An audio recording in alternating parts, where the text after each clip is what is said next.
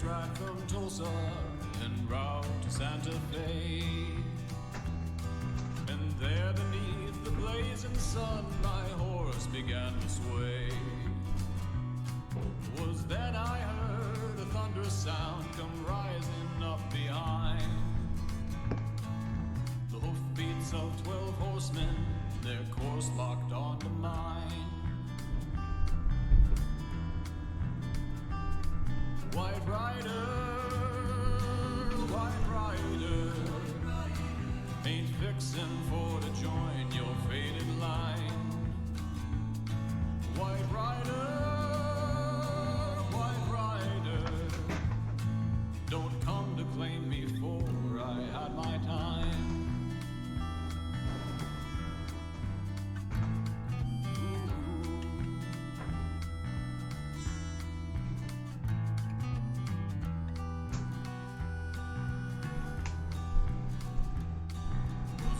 Days ride from Tulsa, the riders still in tow.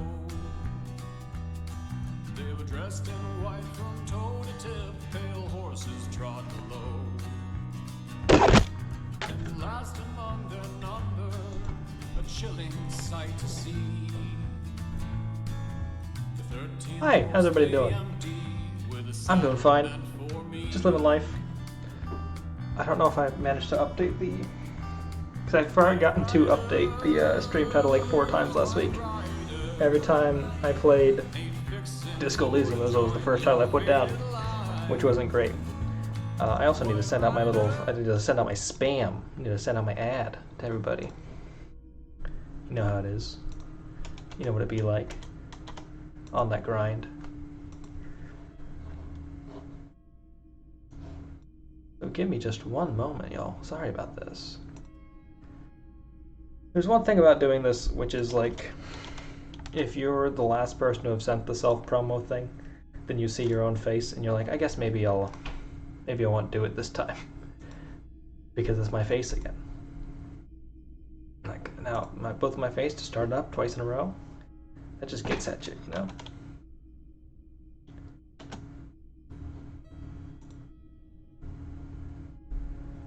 Also trying to remember who is currently streaming right now, so I don't self-promo on someone's channel while they're still streaming. Which, you know, I don't think most people would mind. But I don't want to do it. Just who I am as a person, as an individual. I also need to get different headphones because like the over-the-ear headphones make my hair all wonky for a bit. So having in-ear headphones like a sustainable thing, AirPods would be fantastic. That'd be great. Anyhow, last we were playing this game, we went to go do a bunch of stuff, to be honest. We just kind of like, we got to the point where the game is like opening up enough that we just kind of go and do random things. Like we talked to a bunch of people. The most important thing we probably did was talk to the kind of gang of union members who like do the law enforcement in the area. Like they're the union's muscle, essentially. And we're like, trying to get the like respect of like the Hardys, because they're the Hardy Boys. And we're learning a bit about, because they all confessed the murder, so we're like, they can't all have done the murder. That doesn't make any sense. And there's like other stuff in there that we're like, nothing's adding up. So we don't think it's actually these guys who did it. Doesn't make sense from like a point to say like, oh hey, we're all confessing to the murder. So they make a good case in which they're like, hey, you can't arrest all of us because if you do, it's just going to bring violence upon us, and like the police department's not going to come defend, or like not going to come and like avenge the death of 2 detectives if like they kill us. So there's certainly like a little like social aspect to that, which I think is interesting. But we also are like, something's not adding up about this murder. There's also one person who like was part of it that's missing, so we have to figure out who they are. But right now, we're here in the pawn shop, so we're going to talk to the pawn shop guy. It's not often that I see officers from the RCM in my pawn shop. The man at the counter turns to you slowly. What can I do for you? He asks. His courtesy is not insincere, but he prefers being alone with his projector, just watching the movement of light across the walls of the shop. Shameful how insufficient the police presence in this area is in the parts. I also forgot I need to move my my UI so all the information is not like covering up everything else. So give me a second for that as well. That's just gonna make the rest of this area like much better in the long run. Truly, truly.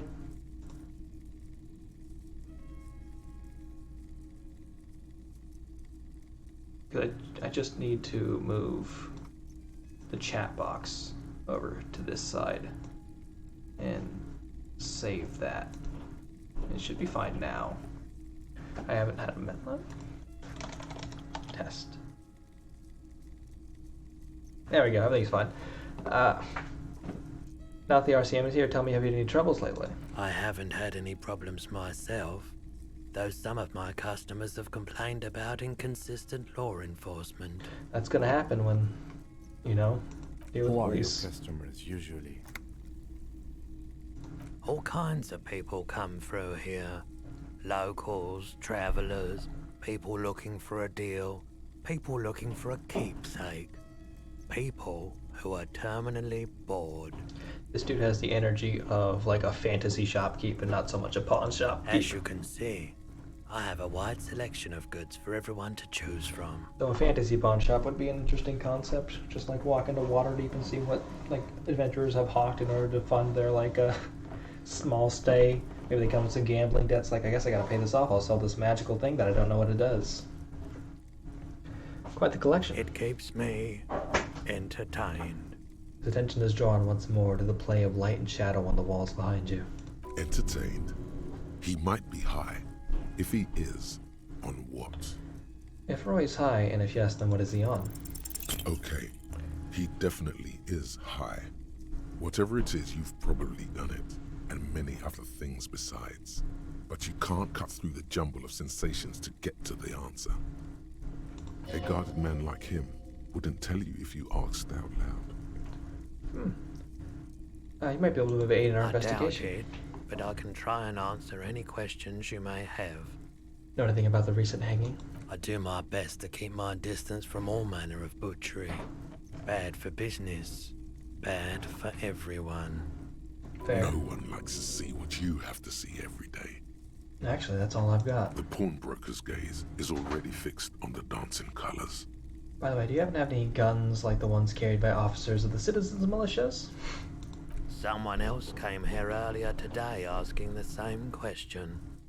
I promptly sold her the gun you pawned a couple days back. Ah, What? Sold? The lieutenant shifts from one foot to another. Alert. wait, I sold you my gun? You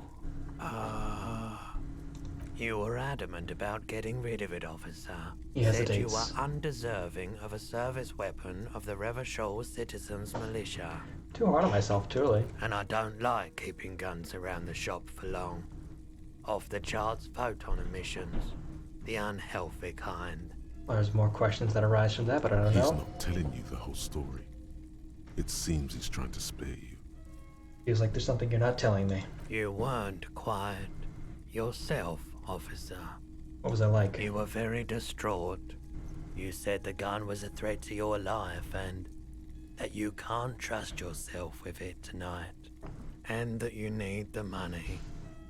Ah, When I said that I don't normally buy firearms, you put the gun barrel in your mouth and sort of sucked on it.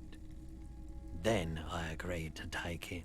I have that effect on people. You sucked on a gun? Good. Very normal. Happens to the best of us, I guess. It certainly does, especially in Revachol. Was the buyer policeman too? She didn't seem like a policeman, although she kept referring to herself as a pig, which was odd.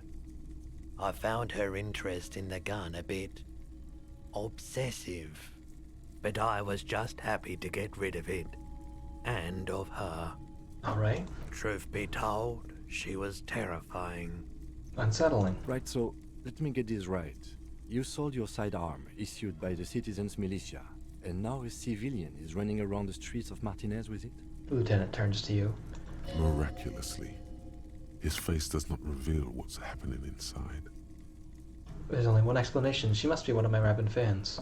Maybe she's a vigilante and wants to prove she can do our jobs better than we can.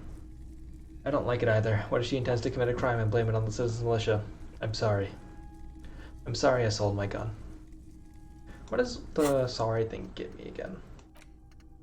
Okay. So, nothing actually particularly useful in, like, conversation itself. You're right that she could cast aspersions on the Force. We have to find her. He looks around, worried. Any idea where I can find this buyer? My apologies, officer, but I have no idea where she was coming from or where she went. A needle in a haystack. There is nothing you can do about it right now. You'll just have to hope Everard wasn't lying, and the Union can track her down in time. Have people from Everett Clare's union come here to track the gun? Maybe. Shady-looking guys came in here yesterday, looking like they'd just taken off their Wild Pines overalls. They asked if I have a police weapon to sell. I told them I already sold it. Ah, They went their way. It was a trip, but you know, all sorts of people come here, asking for all sorts of things. as they are wont to do. Maybe Claire really is tracking down your gun. Lieutenant's eyebrows rise slightly. At least I know how I lost my sidearm. Let's talk about something else then. Of course. I wanted to ask you, do you have any recordings of the Coldama Dakwa? The Coldima Madakwa. He looks at you with Sorry. astonishment. I would never have guessed that you were that interested in ultrasonic sounds. Or birds, for that matter. I think I've been quitting the RCM and becoming a cryptozoologist. I have hobbies, just like all normal people, because I'm a normal person. Well, I wouldn't have guessed that you'd know what the Coldama Dakwa is. I'm gonna say probably the middle one. Oh, I didn't mean to imply otherwise. But it's been a while since I've gone hunting for the Coldima Madakwa myself. That's fair. Once knew a group of young musicians who decided they didn't want to play music anymore, and started looking for all kinds of interesting sounds instead. That sounds really cool. Cool or not, one of them was obsessed with recording the Coldima Madakwa. And he was one of those passionate people who know a lot about all kinds of strange things. So he got the rest of us to join in his search. Any gamers in chat? Well, I think everyone who comes here is truly a gamer. Hi, Varlden, how you doing?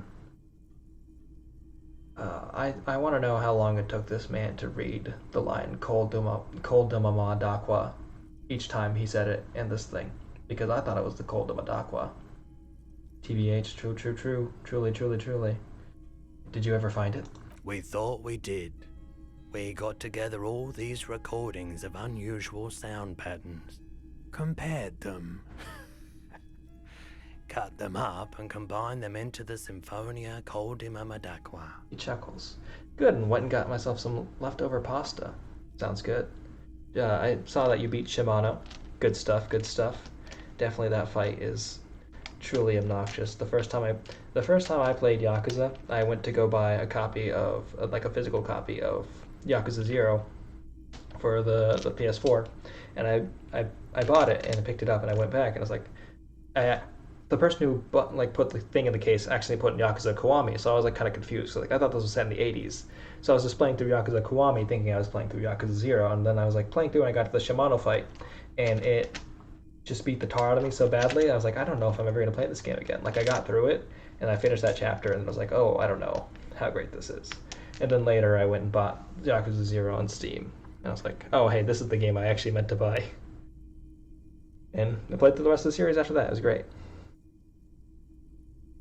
That's not very scientific. Can I listen to it though? Unfortunately, I don't have any recordings from my old life.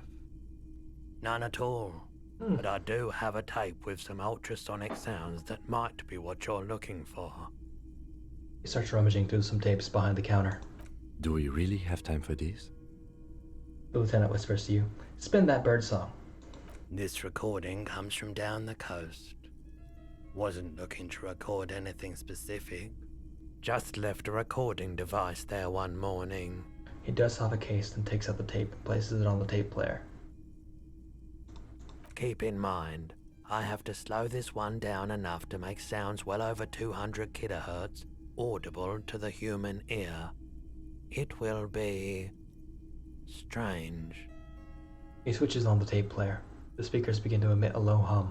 As the hum grows louder, modulating but always unnaturally uncomfortably low, like it's coming not from the speakers, but also from inside your chest. Breathing is becoming difficult. That's an illusion. Your breathing is just as it was and will remain that way unless you start panicking. I might start panicking. My character is prone to do that. There's a growing sense of dread. The sound is coming from inside you, but also surrounding you. It feels as though someone is standing just outside of your range of vision and watching you, doing this to you. And He nods to you, reassuringly, just as more diverse, higher-pitched sounds, some random, some appearing to form patterns, hit your eardrums. What's that? Gulls and skewers. But shh. He raises the pointer finger and inclines his head towards the speakers. A new, very high-pitched shivering sound emerges amidst the others. A low range of sounds is easier to handle with a focal point, but still troubling. You are mesmerized by the sounds, but also feel nausea welling up as the motif continues, then begins to recede, dissolving in what must be the sound of water lapping at the bank. You know, now that I've listened to it on these new speakers, it's not the cold Imamadakwa. Wrong patterns, wrong photons. Probably some insect trying to sing higher than its predators can hear. Still, fascinating, aren't they? Early morning sounds. There's something I'd like to sell. Let me have a look. I guess I'll check my pockets, because I don't want to sell any of the stuff I have. I'll show him the fascinating photo of a corpse here. Oh, no. I don't like those kinds of objects. No sale. He barely even looks at it. Do you know what the tattoos mean, at least? Aphotic paths, counter-radiance networks, anti-magnetism. It's darkness. That's all I know. Sell me something lighter. Well then I'll check my pockets. Anything else you're thinking of selling? Photo of a happy couple, photo of Boogie Street 46. Probably just, I want to sell you, and I want to sell this photo of Boogie Street 46, as well as this other postcard. I think these postcards are just for selling. I don't have anything else to sell at the moment. Another time, perhaps. I have other business to take care of. But I know that you have The stuff. boomboxes wait on the shelves, and your boombox, that gold and amber Harmon Waushi, stares at you longingly with its tape reel eyes. Okay. I don't have enough money to buy that boombox yet. I need to have 20 bucks in order to pay for my rent today. I thought there was something else to click on. I think I'd like buy tapes in here. Hello again. No. Okay. That's all that. So I know I can go back and talk to the Hardy Boys because Everett Clare gave them just told them, hey, you should cooperate with me. So I think maybe I'll have a better bonus on the authority check that's over there. But I would need to go actually see if I could still maybe do it, because my last option on there is to try and shoot the gun, which is not great. I don't want to do that. Oh, mailbox. My other option is to go in a bookstore. This mail collection box has been heavily vandalized with graffito. A closer inspection reveals 2 bullet holes in the front. I can either drop the white envelope into the mailbox, which I don't want to do just yet. I can do good mail delivery box and pat the box on the head, or fuck you mail delivery box and kick it. Mail delivery box hasn't done anything wrong, just give it a little head pat. The box seems happy. Eat shit, pig, fucked by the coon, and St. G with a crown have been scribbled on it. Jenny is a whore, and best set mailbox also. Ah. I feel you, mail collection box. I've The been mail there. collection box seems cathartic, thankful even. So do you. You shudder, then you swallow, Ah. and then suddenly you see it. Over all the other graffitos, someone has, using the tip of a very sharp knife, cut the words, Revachon forever. Truly. Jamais vu. Derealization. Jamais vu. The opposite of déjà vu. Not already seen, but never seen. Everything that should be familiar appears strange and new, like some half-forgotten day in your childhood. Only now. That's the feeling you've been having. And for who knows how long. You should go and ask Joyce Messier about this. What world are we in? This is a fundamental question. Well, luckily the game has decided to give us a task. And I've recovered one of those blue HP, so it's actually pretty helpful. Book has a rose, a pistol, and a half-naked dame on its cover. On the cover stands a very muscular man surrounded by flames. This is a book about pate, which is, I think, raw beef. Not sure about this one. This book, you don't really understand what it's about, nor does it seem important. A book about Border culture. It promotes freedom and roaming upstream. A book about the future. The government reads your mind using radio technology. Ah, so it's not so much a book about the future as it is a science fiction book about the future, or maybe not fiction. Who's to say? Truly, truly. I click on this.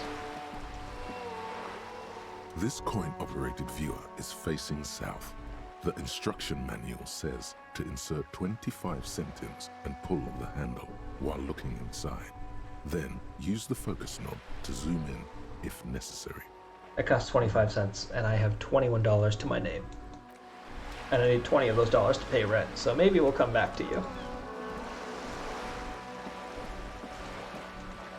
Come on, Kim. We're running. We're going for it.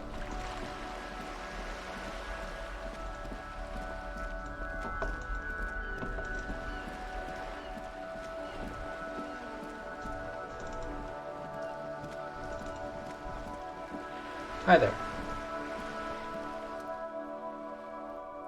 You're back. Back. Oh. Good. What can I help you with? She takes a sip from her silvery thermal cup. I've got some more questions about reality. More lessons in basic reality? My favorite part of the day. Go ahead, ask me anything. Okay. What is me checking my inventory to make sure I actually have gear that might help with this first? Let me come back. Sorry, Joyce. Glad to have been of assistance.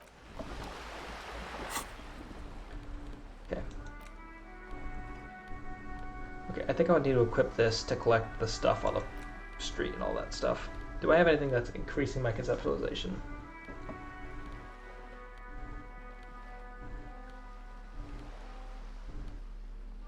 I have the Sumerian lounge jacket. That's pretty good. Look at me. I'm looking pretty good. Look at this fancy man. Okay. You're back.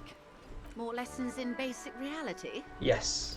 My favorite. What is all of this? The scent, the sound, the air. What world is this? What world? The only one, I suppose. The world of matter. And its pale antipode. The fading pearls of her eyes look to the sea. The camera of her mind glides over the surface of the water. What do you see? Great bodies of water. Forest-covered surfaces. Clusters of light where the cities lie. You've seen the montage. We all have. This world is enough. She concludes. There is a term of endearment they coined for it. In the DeLorean century, when humanity was high on this world, discovering more and more of it, these archipelagos included. What is it? Elysium. Ah, that's the other half of this name. Wait, is this the one with the evil apes? Not in this case, no. That sounds more like something the Mesk petrofascists might say. Her gaze wanders. It isn't enough to call us animals. Even animals aren't animals. Her eyes return to you. What are animals then? They're like you and I suppose. Living organisms don't identify with abstractions. Elysium is for particular beings. Elysium. The world needs a term of endearment. It does. There are those who would call it hell. And what is hell? A term of hatred that originates, like many such things, with the Mesk petrofascists. I don't feel like I've got the whole picture just yet. Oh, you want a picture of the world? There is no complete set yet, dear. They're having some trouble reaching orbit. She raises her finger to her lips. How come? Great things are difficult to achieve. For now, we're viewing the world from the inside, sideways. How about it's a ball? That's looking less and less likely, Detective. You wouldn't know it from the tabloids, but the ORG nations have been launching weather balloons into the lower ionosphere since the 30s. Really? ORG, Occident Revichol-Grad. There's a steadily increasing trickle of images. Between the big three, they're piecing together a dark grey corona. A dark gray corona. Yes, She pauses. pale covers 72% of the surface. There are grey flares and prominences, even arcs above entire isolas. The images are blurry, but if there was a sphere in there, it certainly looks like it fractured a long time ago. It's one of those times where the word corona has just been... Now it's just got so much weight to it. I remember, like, the week everything went into lockdown, the new Magic set got released, and the Magic set had a Godzilla card in it called, like, Space Godzilla, the Death Corona, and everyone's like, oh, this is just unfortunate timing, Magic. And like, yeah, we'll change the name next time it gets printed. We're sorry about this. And everyone's like, oh, you should apologize for a whole lot of other things, not this thing that you did by accident. There are a lot of things you did intentionally that were really bad, Magic. It's one of those words that's probably never going to recover. A cold fear seeps into you. Oh my god. Wait. What the hell are you telling me? You seem to be spooked. Please don't be. Her voice becomes homely calm. She lets a moment pass. The pale and... What do you mean, Corona? They say there is a rarefied envelope of matter surrounding the darkened disk of our planet. That is, if we are still living on a planet. Or, to speak more plainly, imagine vast swathes of land disrupted by nothingness. Oh, so you also are a conspiracy theorist of sorts. I am sorry, dear. It must sound quite terrifying through the acute encephalopathy. Even scientific positivism isn't entirely convinced about what we're dealing with here. Positivism is one of those words that I've learned the definition of several times over the course of my life, and then it just never becomes relevant for a year, so I completely forget about it. This is one of those times. But this is one of the greatest questions of our time. Maybe when they get the complete set together, it will jolt us out of our rut, bring us together, however naive it may sound. A fractured corona doesn't feel like it's going to bring anyone together. You have misimagined it. I don't have the power to convey to you the effect and geometry of the images that depict our world from below low orbit. It's like the crowning of the world. It's insane. Very disco. You'd love it. You might even call it a Disco Elysium. Well, if you say it's disco. See? Everyone finds something worth holding on to in this world, however wasted its opportunities. The cold seeps into you. The air is heavy with 80% humidity. Suddenly, you're conscious of yourself standing there, on whatever this all is. Your arms hang down by your sides. The lieutenant observes you both, silently. He adjusts his glasses. You said pale. What is pale? The pale is not technically speaking, part of reality. Ah, Yes. Also, I think we've had enough excitement for today. We do have a case to attend to. the lieutenant looks at his watch. His voice is low, but firm. All she can say is, Of course, Lieutenant. Let's try something else. She bows and turns to you. What do you mean it's not part of reality? Ma'am, remember you are dealing with a very sensitive and impressionable police officer who is still recovering from a recent medical episode. He turns to her again. The Lieutenant's right. Let's change topics. What do you want to know? Anything. I can try this. I think I have stuff for volition though, so let me include Glad to that have been for of now. assistance. Let me see if I have any volition items in my thing in here.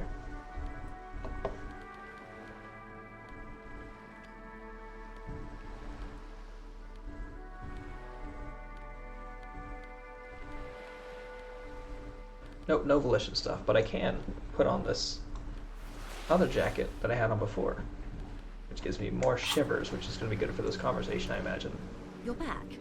Good. More lessons in basic reality. Got a My favorite part of the day. 58% Go ahead, chance to ask make me this anything. roll. Let's go for it. "It is what you Dreams. want to do, Never mind. but should you? He expressly stated you shouldn't hear about it. What if it renders you mad? Or catatonic? Or makes you lose your memory again?" Fair. Yes. We'll come back to this later, Joyce. Glad to have been of assistance. The little that I know. Quick. Anything else? Kill the boat. I can't kill the boat yet, Tiny Blue. I lost my gun. I pawned my gun.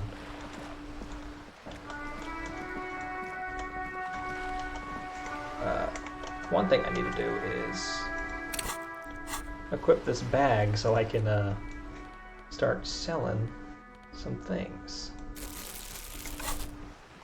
Can I grab these bags? Yes.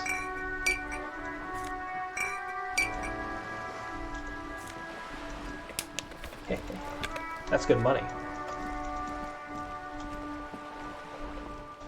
I just have to look around and make sure I grab all these bottles now.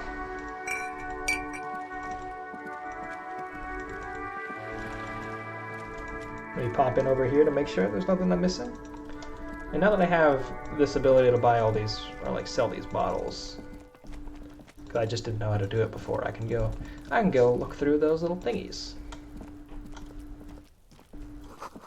These barrels are half full of rainwater. Good for them.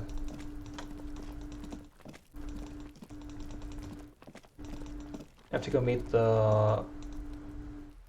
Can I do this? Just an ordinary wall. Nothing to see here. This is a conceptualization check. And a very hard conceptualization check, so... I don't think I'm going to get it anytime soon.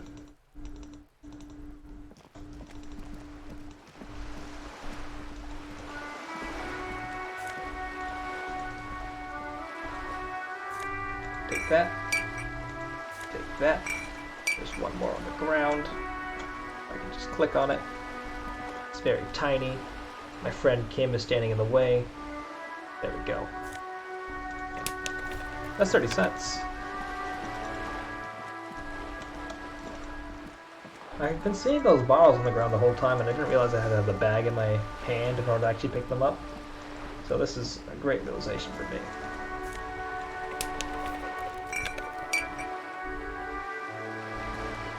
This coin-operated viewer is facing south. The instruction: Set a coin. your money disappears into the coin slot. A clunk, the ring of metal. Pull the handle and look inside. The curtains on the display open. You lean in to catch the view. It's blurry, different blues and greens. In the middle of the shimmer stands a drab grey shape, like a ghost.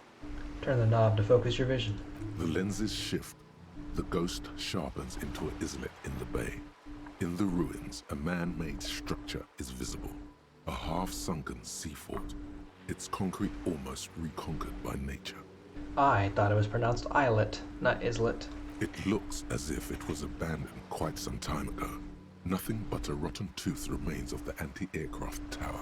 A lonely birch tree grows out of it, its leaves ripped from it by the winter wind. Hang in there, little one. The little brave birch tree seems to wave back in the wind. There are the ruins of some kind of building there. Really? I don't have the eyesight to make it out. Lieutenant takes off his eyeglasses and cleans them. If you want to go ahead, go for it, Kim. What about this one over here? Nothing? Okay. I know there are cans down here, because I've been here. I thought there were. Maybe they're gone. Smashed are destroyed, taken by strong wave, sudden breeze. So I'm gonna go talk to the Hardy Boys. Probably dump these cans or dump these bottles. And then head over to the bookshop. The bookshop is my next big place to go to. Excuse me.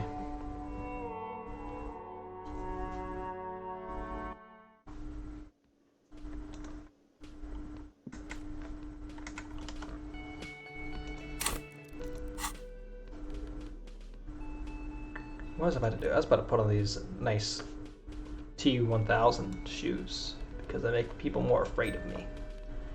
Sometimes you need that in your life. We can't wear these Will Smith from the Wild Wild West detective goggles though. Or bifocals, or no, I think he wore normal ones and his partner wore the Ben Franklin ones? I don't know. Anyhow, this guy still doesn't want to talk to me, I can tell you that right now. So much so I'm concerned with actually speaking to him.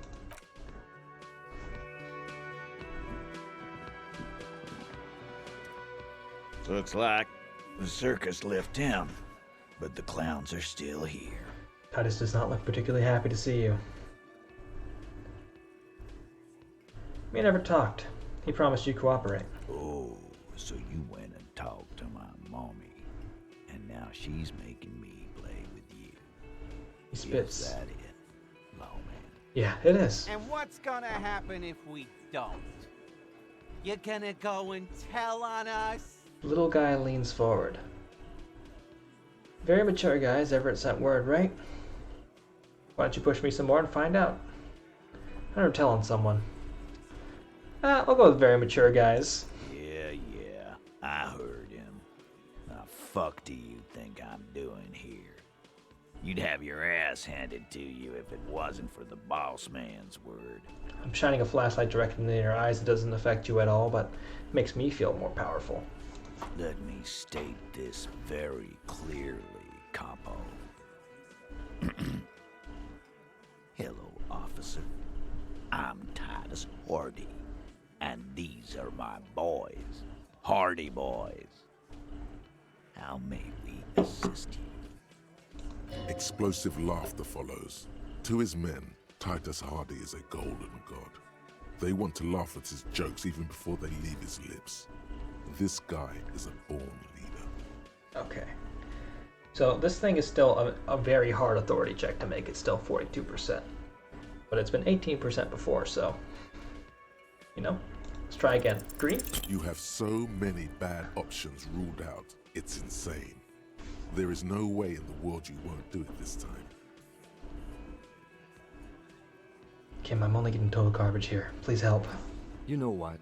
You guys must be the cops. Because this is what cops do, right? Lieutenant nods and turns to address the room. He's had enough. He's really gonna push their buttons now. Live in a bar, sit on their fat asses like they own the place, while the neighborhood goes to shit. Corpses hang from trees. Kids shoot up. Yeah, you tell him, Kim. Hey, we don't have to fucking take this shit. Glenn. Everyone shut up! Titus's loud baritones echoes from the back of the mess hall walls, and the entire cafeteria falls silent. Fuck you, man. You didn't see the place before we got here. Fucking graffito everywhere. His eyes are fixed on Kim. Congratulations on the graffiti removal. All I see is you sitting around talking about Monica's titties while there's a rape victim. He turns to Titus. So what? What do you want from me? We took care of that fuck. He picks the beer back up. Don't let him drink that. One more push. Quick.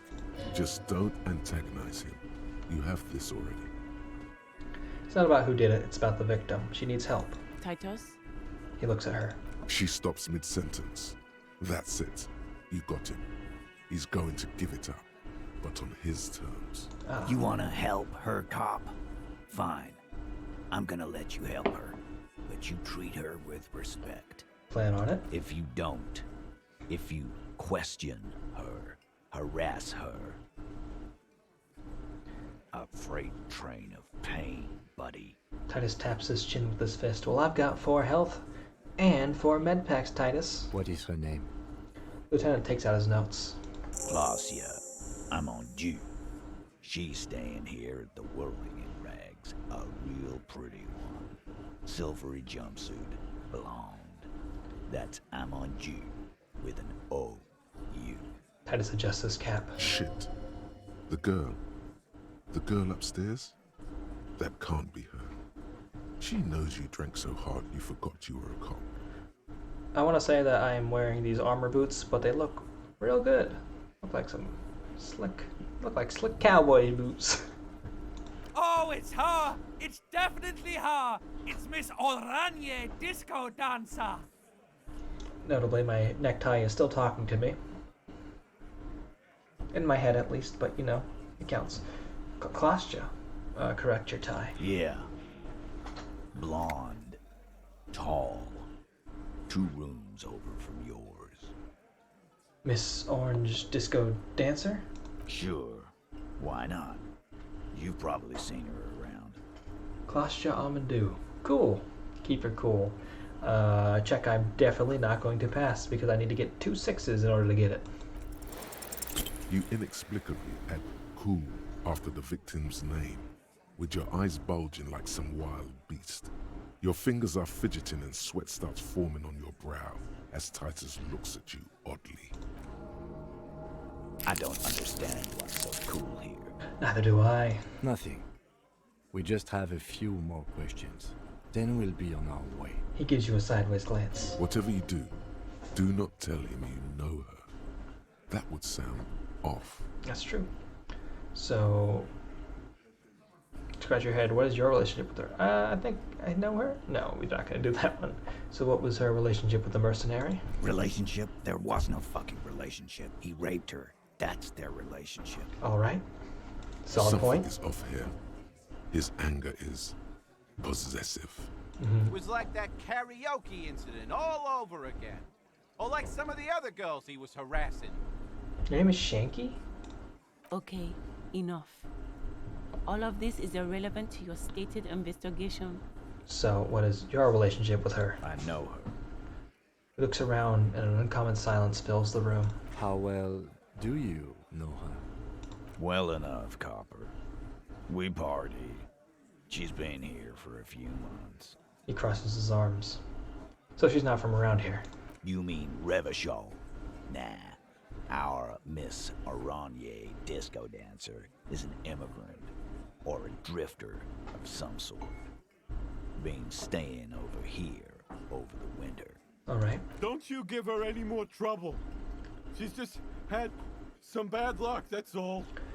Fat Angus blurts out. Shut up, Angie. She doesn't need your help. He slaps his forehead. Titus gives them both a look. They fall silent. What's with all the silences? It's like these guys don't know how to feel about this. You should keep picking at it. Hey. And what was up with the partying she and Titus did? It sounded fun. So you said you party. Cool. That's cool. What did you mean by that? What do you think I meant? Did you do karaoke? Yeah. Tons of it. So All the songs. You're saying you two were close then? No, we just fucked. That's all. I'm not gonna give you any details if that's what you're after. So put your dick away. He states matter-of-factly. He really went out of his way to seem comfortable with this topic. That's all you're gonna get for now. So, when did the incident occur? We did it before we killed him. He's not gonna do it again. So what does it matter? He crushes his half-empty beer can. It would help if we establish a timeline. All right.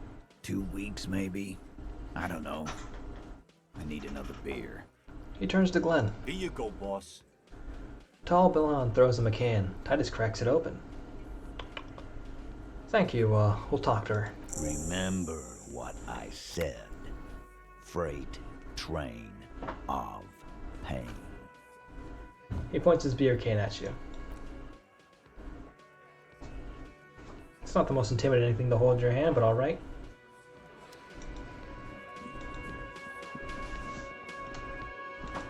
Anyone else here I need to talk to? I need to talk to Kim. Officer, what was that? You mean the sweating, the sweating and the fidgeting when he mentioned her name? Yes. And the sort of quivering jello thing with the eye? You point to your twitching eye. Yes. I think I know that woman. The victim? Is there something I should know before we talk to her? She knows I didn't remember being a cop. Okay, that's manageable.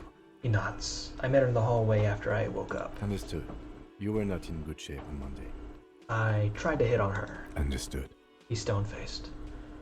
Well, pretty okay, I think. It doesn't matter how it went, officer. What else? Nothing else. Let's keep going. We'll be alright, officer. This is nothing. He nods. You feel fortified by his assurance. It's going to be alright. Thanks, Kim. Let me take off these shoes. And put on my normal green snakeskin shoes that people also respect, but in a different way.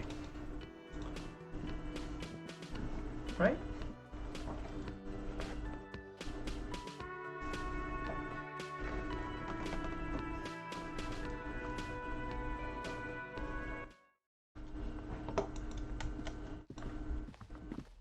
Oh, you know what I forgot to do?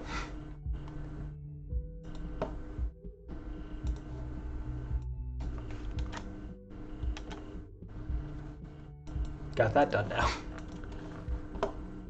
The door is closed. Knock. Who is it? Woman's voice answers, muffled by the door. This is the police. Can we come in? Come on up. The door is open. She shouts. I'm drying my hair. Oh, things I can click on to get XP. Piles of dirty clothes. A woman's. Hotel bill calculations. Looks like she's had an extended stay. The room has sand all over it. Reminds you of your own. In the yard below, a corpse lies under the pine tree. This medicine cabinet is full of wares. Sheets of pills, haphazardly stacked, one on top of the other. There's also a toothbrush somewhere in there. Look at the toothbrush. It's been used quite a lot. Gotta replace those every 3 months. Look at the medications. Pharmaceuticals line the shelves. Sheet upon sheet of pill bottle next to pill bottle. Acetylic acid, APAP, eye drops, blood thinners. There's quite the collection in here. Anything of note? He asks in a lowered voice. Search the bottles. Pill bottles rattle like bones as you search the cabinet. Paracetamol, something in a foreign language you can't read. Behind them, an unusually shaped nasal spray. Its label reads, Nacra. What's Nacra? I don't know. What's a Nacra with you? An opioid receptor antagonist. It's used for diamorphine overdoses. Ah. Search the pill sheets. I feel like as the cop who is constantly on drugs and, you know, I think I should be the one who knows that. Search the pill sheets. Among some foreign, probably Messinian or Gotvaldian, marked red blister packs you find. What do you find? This is going to take a little know-how. So I have a 92% on this check.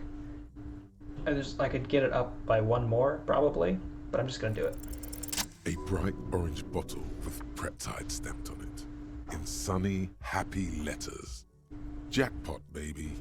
That's the stuff you're looking for. Your palms begin to sweat just holding that little plastic container. What's so exciting about this orange bottle? It's speed, man. Just what you were looking for. They call it dextroamphetamine and talk about psychological disorders. But what we're seeing here is some scientifically advanced trucker speed. Trucker speed. Then I see a brand called Peptide. Peptide, a euphemism for pharmaceutical amphetamine. Prescription speed. Yes, my mind was just telling me the same thing. The fuck are you waiting for? Let's get super fucking preppy. No. We're not gonna get super fucking preppy. We might get super fucking preppy. But only if I can do it secretly.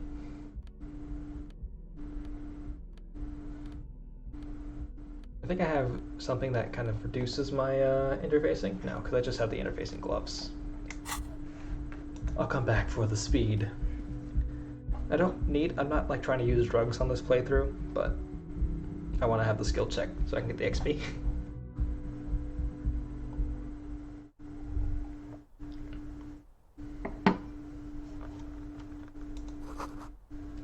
You feel someone watching you behind the glass door.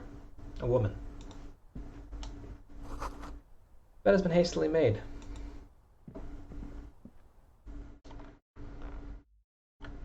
Oh yeah, I forgot that's a loading zone. That's weird.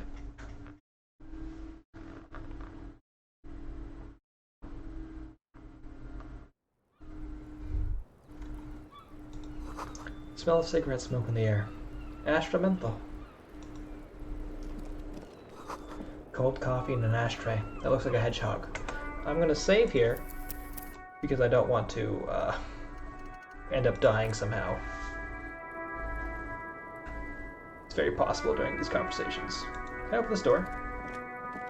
The same small, heavy door. No lock in sight. Push. It's barred from the inside. You hear the bar rattle in the brackets. Where does this lead to? I don't know. He makes a note in his notebook. It is not the first closed door we found in this building. There is also your mysterious blue kitchen door. There's our mysterious blue kitchen door, Kim. Do you think it's important? I don't know. The further we get, the more this building seems to be tied to the case. Below, the hostel cafeteria creaks and groans under your added weight.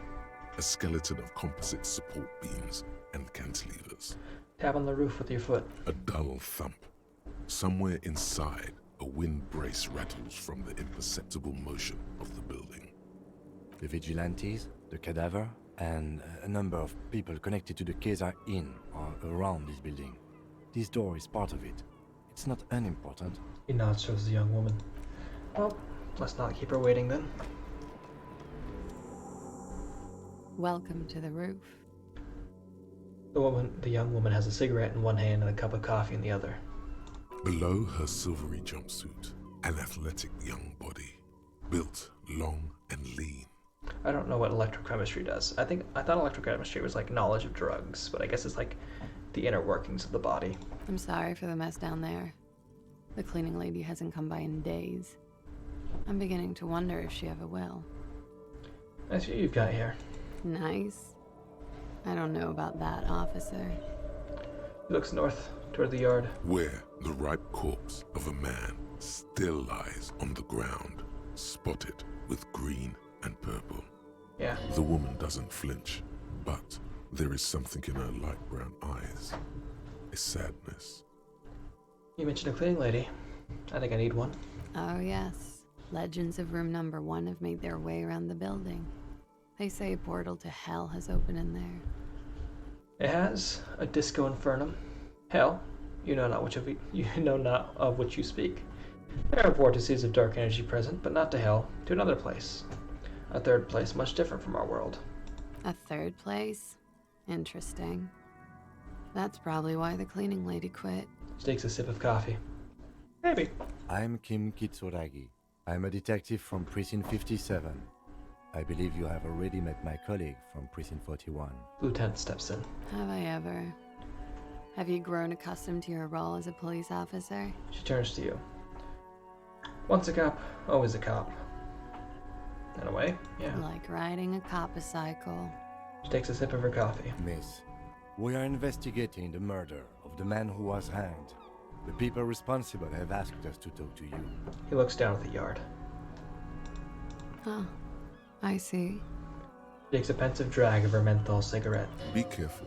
Ask something else first. When you go there, use words like, I hear you have been through something difficult. Alright. What's your name, miss, for the record? Clausier Amandou. And where are you from? Vredefort, Republic of Oranje. Ah. What is Oranje? A bad memory, officer. Understood. It's the past. People can't go back to the past. She takes a sip of her coffee. How old are you? I'm 28. She takes a drag. And what do you do, miss? What's your specialization? Something stupid. Ah. Want to hear what's stupid? Somewhere in a one-room apartment on Boogie Street, a young man shows Patrol Officer Tilbrook his genital warts, asking if they're cancer.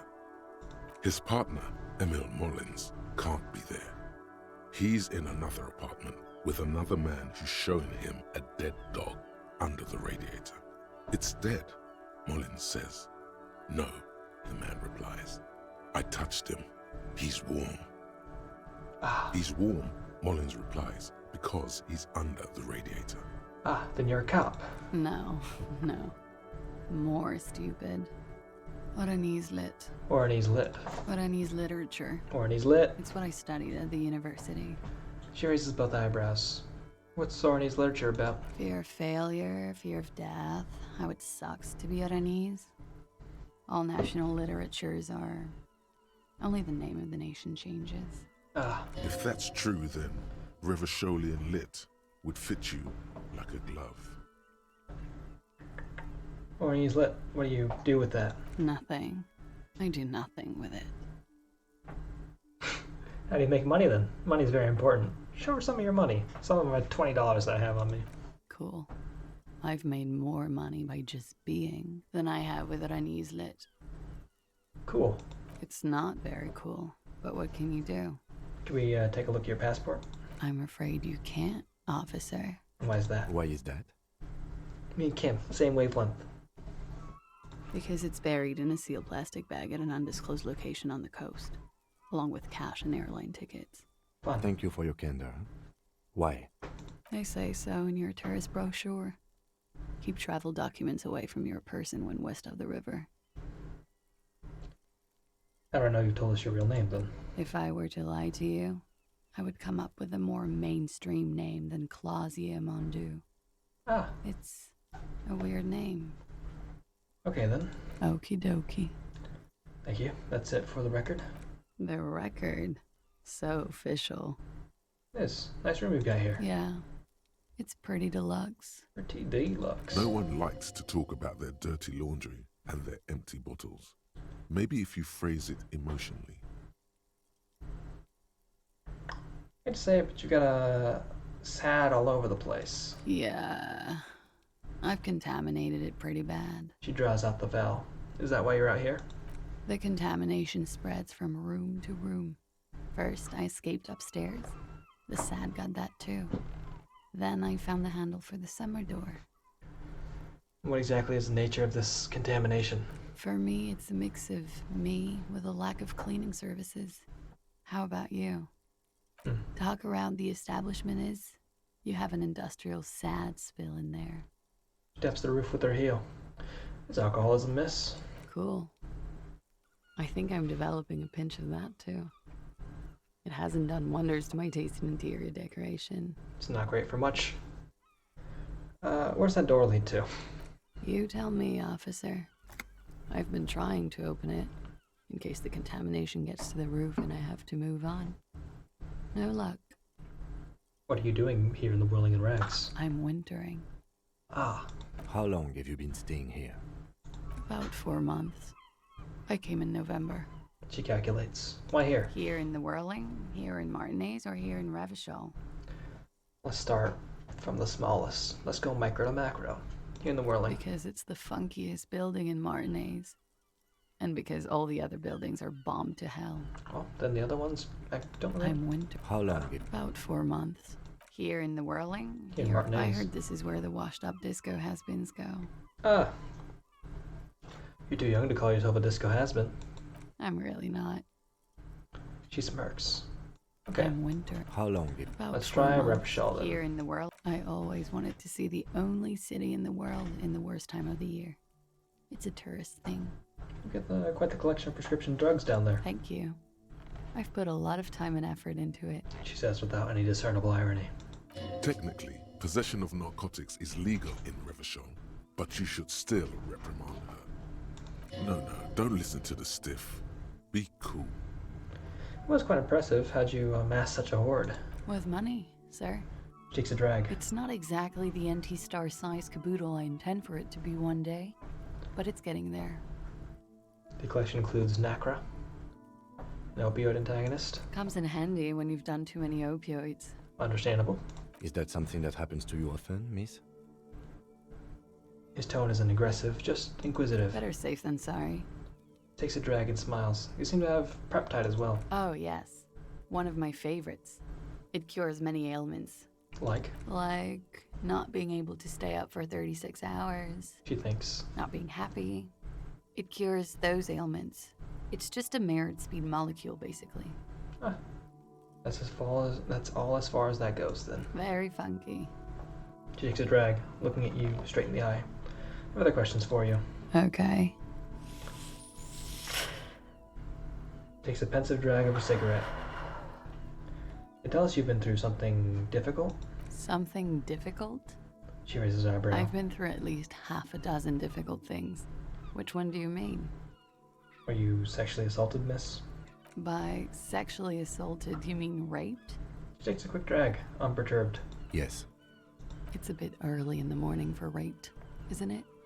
Oh. She sounds positively buoyant, vivacious, totally unbothered. Actually, it's already the afternoon. Is it? Squinting, she takes a look around. The spring sun is high in the sky. People pass below. It is afternoon. Time flies, man. She looks into her coffee cup. So, were you? Yeah. I'm gonna go with not raped. I don't want to say that shit about him. She draws out the word. By him, she must mean the victim. Tell them it's not my style. They'll have to, if they want to jazz up the charges, they'll have to get someone more, rapeable. Lovely. She searches for the word, then shrugs. Are you saying that you were asked to tell us you were assaulted? Not explicitly, but I understood what they meant. It wouldn't hurt to spice things up a bit. Some assault and battery. Sexual assault, maybe. It was clear the latter would be spicier. I just asked you to spice things up for us? Pretty much. She cradles her coffee cup in both hands. Warming them. She must be very cold and exhausted of this life. What did happen between you and the victim? We partied. Partied. Have I heard that before? A lot of partying going on. Mm-hmm. From Titus.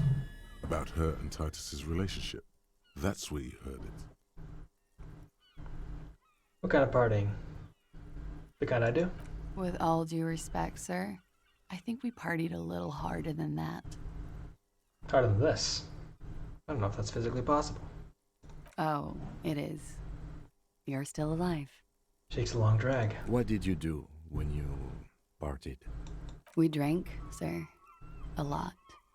For weeks, basically. We had that effect on each other. We made each other drink harder. That's why I liked him. She takes a sip of her coffee. What else? Stimulants. Speed also has that effect, making you drink harder. And then drinking harder makes you do more speed. It's quite the combination. We also had sex. Were feelings involved? A little. The drugs were good enough, and we did enough of them. How did you two meet? Lieutenant's voice is quiet. Calm. Downstairs. At the bar. He was on some sort of assignment. A military man, as you probably know. Had a cool, scary scar. She taps on the roof with her 10-centimeter heel. She appears aloof, but that scar part, the scary, is stressed and drawn out. What's that about? Apprehension? With longing. She misses him. When was this? A month ago? Something like that. Must be hard for you then. Seeing him there all the time. Oh, yes. I have multiple viewpoints. From the roof, out of the bathroom window, in my dreams.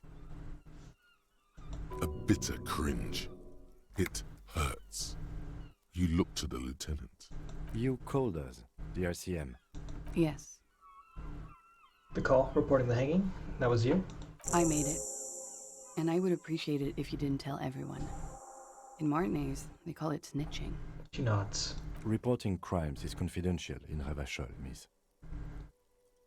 Before we go on, if it's snitching, then why do it? Because I couldn't handle it anymore. None of these people called. He just kept hanging there. Then they started stripping him. Caller's voice was disguised. I didn't exactly disguise it. I just muffled the mic and nicked the landline a little. The tone of the VO changed for that line. That was interesting. Like, she said that with a different accent. Nicked it how? With nail clippers. And I diverted some radio fuzz into it. Into the cold wire. Which landline? The one downstairs, officer. I used the whirling landline. Why go through all the trouble? I don't know, sir. It was stupid. I was drunk, too. I was probably afraid the Union was listening in. Locals say they have ears in the wires. Thank you for making the call, miss. It was the right thing to do. I didn't want to, sir. But if I hadn't, he'd still be hanging there.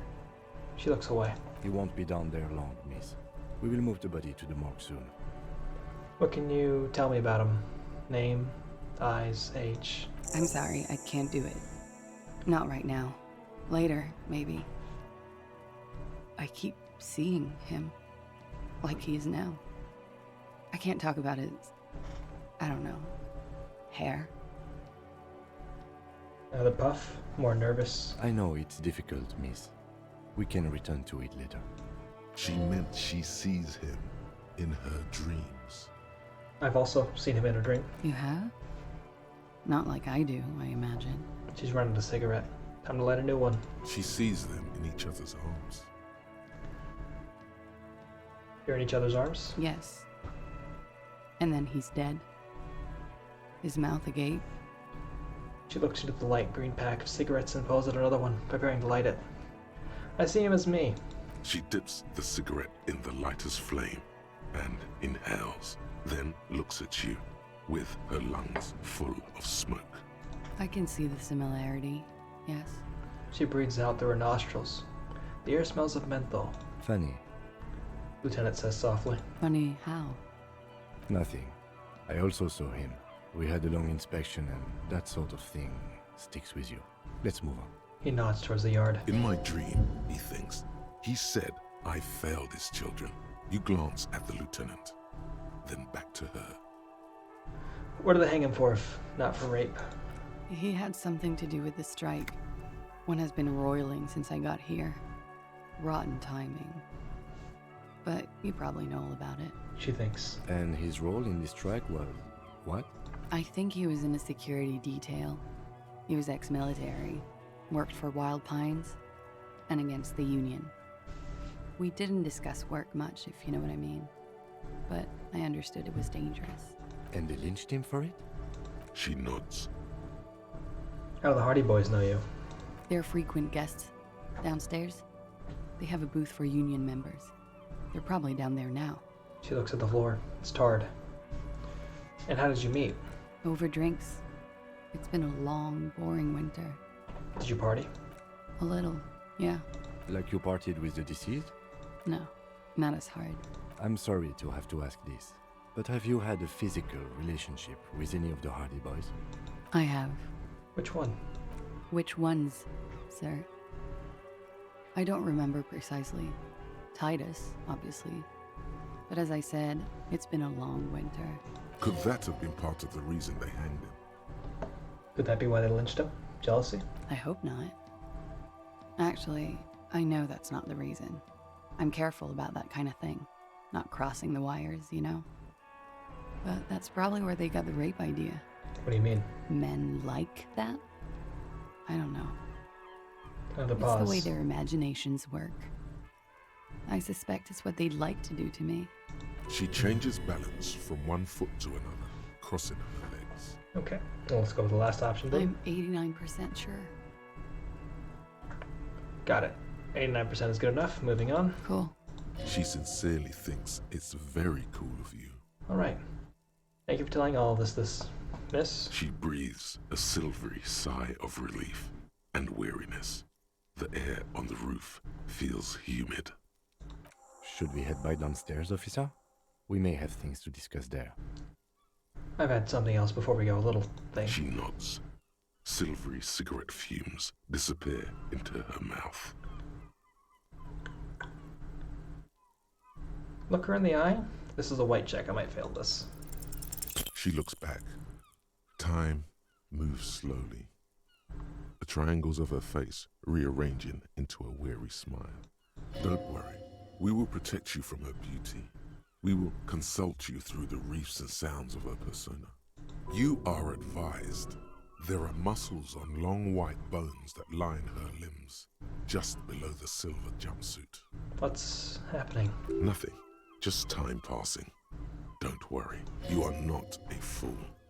Anything out of the ordinary and you would be notified. Every single one of my thoughts is just shouting at me now. Air moves in your windpipe. Your heart beats. You're a detective. Get back to detecting. Am I being beguiled? She presses her elbows against her waist and slowly turns her head. Avert your A eyes. strange moment ends. It was brief, no longer than 2.2 seconds. Nice, your room is close to mine. I have a personal question. Yes. You're just one room away. She pours herself more Very coffee. personal. Were you in on Sunday night? I need to know what I did before I lost my memory. You do not need to know that. What you need is to ask normal police questions, like... He waits for you to finish the sentence.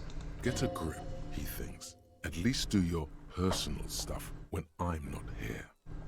All right, I'll do that then. Let's return to this later Why then, not? miss. I'll be here until 11 p.m. Drinking coffee, most likely. That sounds like a good way to live. I've got like 5 different Cop of the apocalypse. thoughts that completed. It's not fire. It's not ash. There will most certainly be a sea of corpses leading up to the event. But it won't be war or pestilence that causes it. Oh no, the event will belong to a genre of cataclysm no man has dared to suspect would ever come to pass. You can only sense the shape of it, like a cavity, a pit opening up in your stomach, a throat into which the world will vanish. The streets, the grass, the stars, all will be rolled back. By whom, by what, and how, you don't know. All you know is, you're not joking around. Call the Mama Dakwa. Call the Mama Dakwa. It's not only your eardrums that register sound anymore. Your very skin has become an organ of hearing. Looking for a whisper, light and low. A god who's very, very silent. Nothing escapes you. A cockroach in the other room. A candy wrapper falling on dry grass. A drunk falling from a chair in a bar 20 meters away. In fact, you haven't heard the Call du Mama Dakwa, but you have discovered that you have amazing hearing. It must be the only part of you the alcohol hasn't drowned out. Keep listening. A +3 to perception and a -1 to encyclopedia. That's good stuff. This all just makes me want to play a game that, like there are a lot of RPGs where you have to take negative stats in order to like take improvements and other things.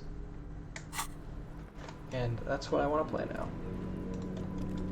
Like an actual tabletop game. Look, a handful of dried white wildflowers. Just as you look at the flowers, a gust of wind raises them from the roof, picking them up in the air. I only have one chance to do this, so let's get it. 42%, let's go. The wind brushes them off the roof. They're gone. Oh. That's sad. I don't like that.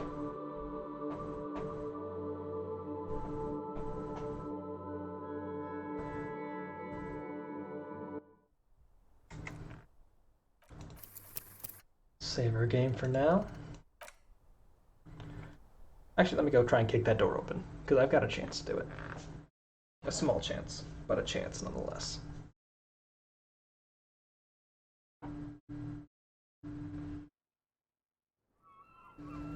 Don't mind me, I'm gonna kick this door. The same small, heavy door. No lock in sight. Ow. You kick it, gung-ho style. Entering the premises style. But the door fails to respect the force. All you hear is the bar rattling inside, laughing at you. Just things I want to do. All right, let's trash the place. The woman nods approvingly. Let's not. Your foot is ready to explode and punish this object. Disrespecting the force, kick the door. Took another hit to my HP there. The door receives a thorough disciplining. At the cost of your foot. Your foot hurts. A lot. Well, we've kicked it twice. We'll save kicking it more for later. I did get another skill point though, and I have no more thoughts. Head empty. No thoughts. I have 4 skill points I can put into things, and I know I have a bunch of volition checks. So I have sing karaoke. Those are my tasks I need to actually do. The victim's tattoos. Place lost bull. Get info from Joyce. I have to get my badge for that. Sends victim's body to processing. I have to do this well. 20 real. Got that. Get in the secret passages. Find morale. Get a reality lowdown. Do I not have my list of actual things I need to do? Well, these are my, like, tasks. But I don't have, like, here are things that are around. I know that's somewhere. If I look at the map, yeah, here it is. How many volition checks do I have? I have one with Kim.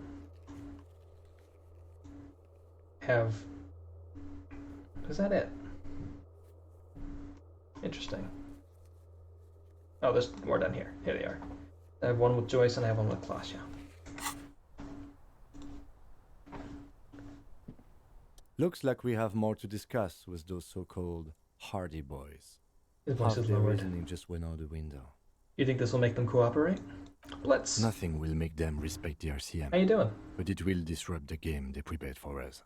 We just stripped off one layer of whatever it is. Her decision to not corroborate their story was definitely not part of the plan. Sorry if I missed your message. I didn't notice chat till now. Sorry about that. Just continuing more disco. Starting to get to the middle part of the game, I think. I'm realizing I've forgotten a lot of what happens. But you know, it makes it better. Why didn't she tell us all that? What else could she have done? Lie? She saw there was no way to lie and get away with it. I'm not sure she had to lie. I wouldn't have known. If not you, then me. It was a smart move from her. Something's off here. You think so? She seemed forthcoming. Unusually so. Being forthcoming about some things is a good way to obscure other things. The best liars are always forthcoming. Anyway, we should move. I suspect our investigation will bring us back here soon enough.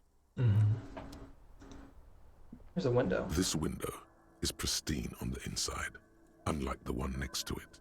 Light from the desk lamp reflects off the glass in an untarnished golden halo. Run your fingers across the surface of the glass. Smooth as ice. There are spots of mud and rain on the outside, even smudges. But the surface of the window is clear from the inside. No chips, no hairline fractures. Following your lead, the lieutenant leans in closer to inspect the surface. The window was recently replaced. Looks like it, yes. He adjusts his glasses. You know which window has not been recently replaced? The one I smashed in my room? Yes, that one. Cold wind is seeping in right now. Just one floor below you. Messing up your concentration here. Stop distracting him! He has work to do! Class, If I recall, the window has been giving him shit ever since he got here. That's true, Necktie, and I appreciate your avid defense of me. I wish they gave you a little icon, like how the Inland Empire is talking to me right now. Wish the horrific Necktie had just something there. It'd be fun. Can I inspect This window Okay. is. This window is. Tap. There we go.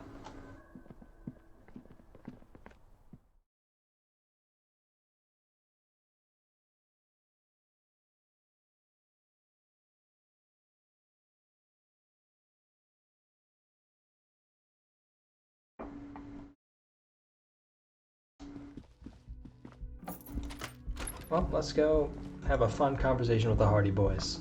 I'm sure they're gonna love everything we talk to them about. And no one's gonna punch me in the face.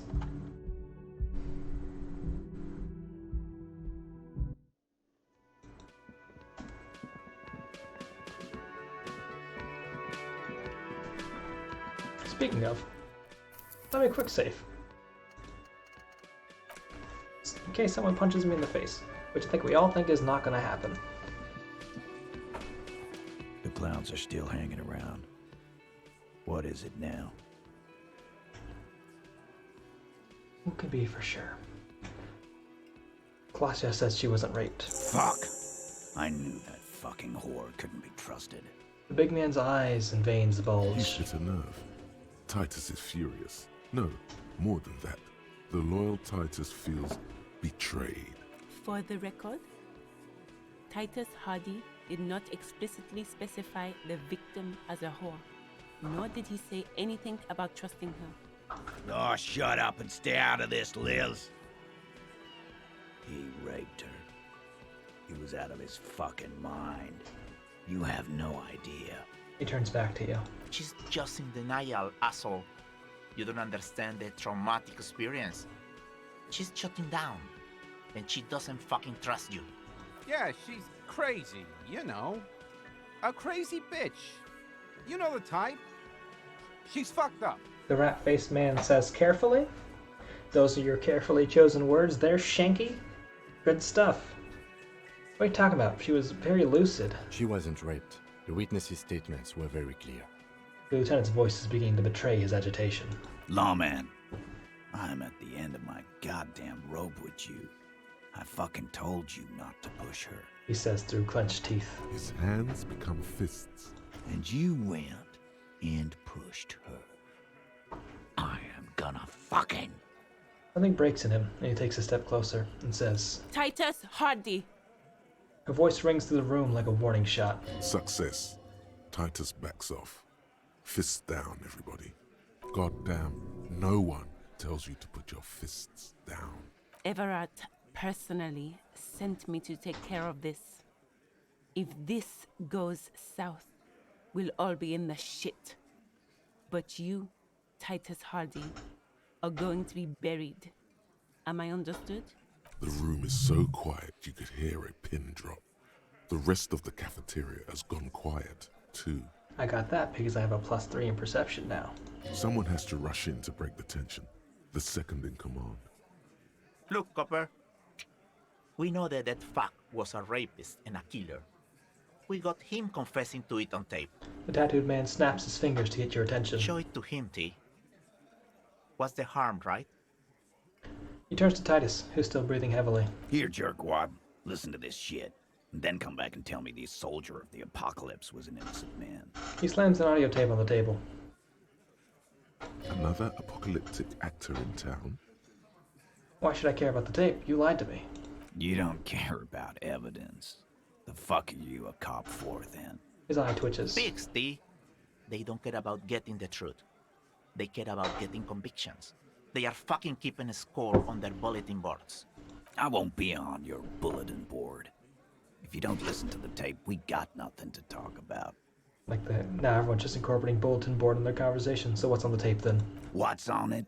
We call it the door gun a mega mix. You'll know why.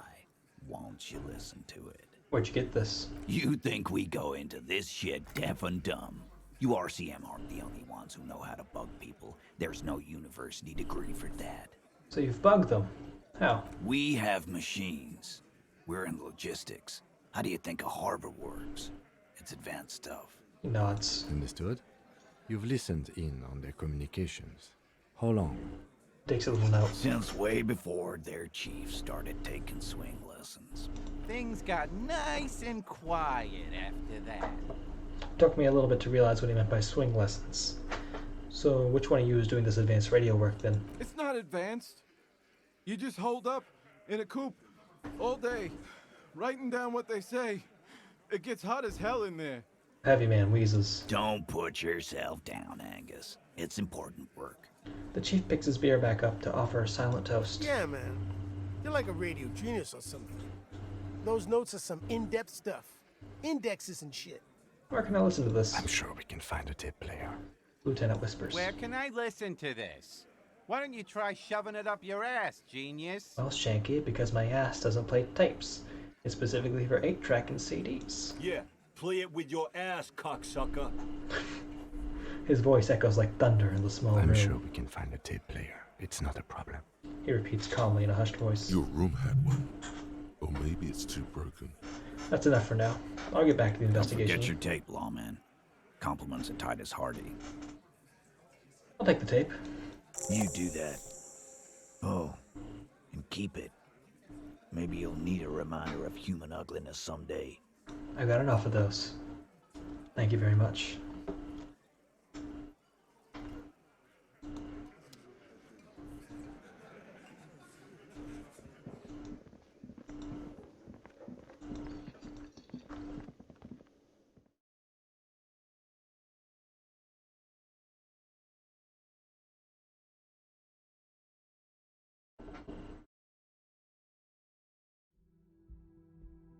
Well, I don't know if we'll be able to repair the one in my room. It's pretty busted. But it's worth a shot just to come back, you know? Kim tries not to look at a broken down bathroom door. Kim also tries not to look at the pile of taped viscera on the carpet, or the weird suitcase on the hat rack, or the potted plant dying in the corner. But it's all just too morbid to ignore. You're looking at the destruction? He nods. Sorry about this. No problem, officer. Takes a step towards the door and like he'd like to leave. Can't do that just yet. Empty cassette case. The compact tape player is still and silent. Seems it has completely broken down now. This would have been very helpful with the Megamix, but it isn't anymore. He stares at the tape player. Any ideas? My Kinema only comes with radio. Let's try to find a new tape player. Perhaps we should talk to Roy at the pawn shop. He has stuff. He does.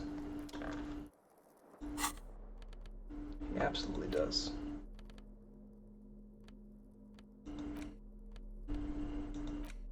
Let's interact with this white envelope. You take the legal documents out of the envelope.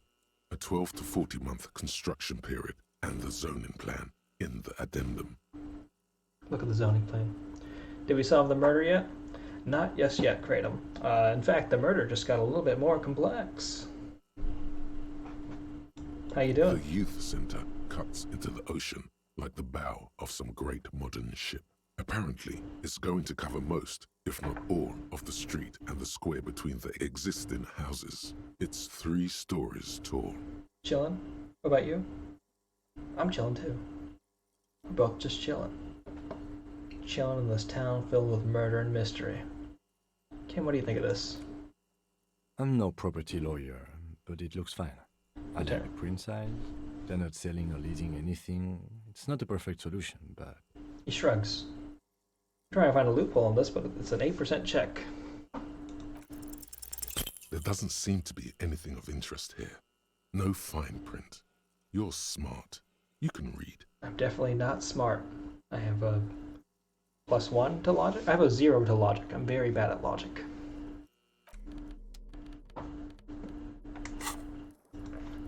Well then, let's go talk to our friend at the pawn shop.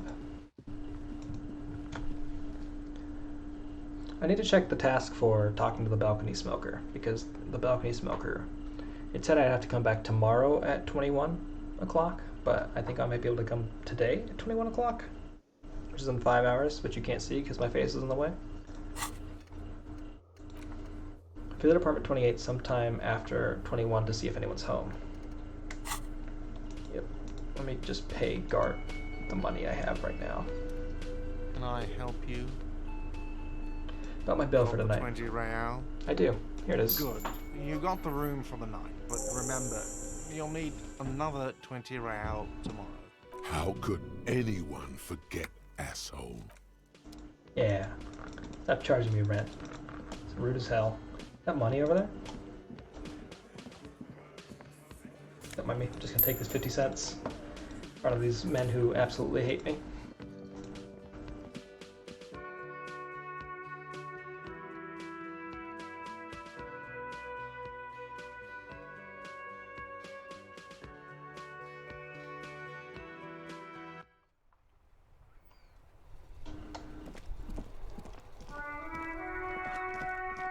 Can I go in here?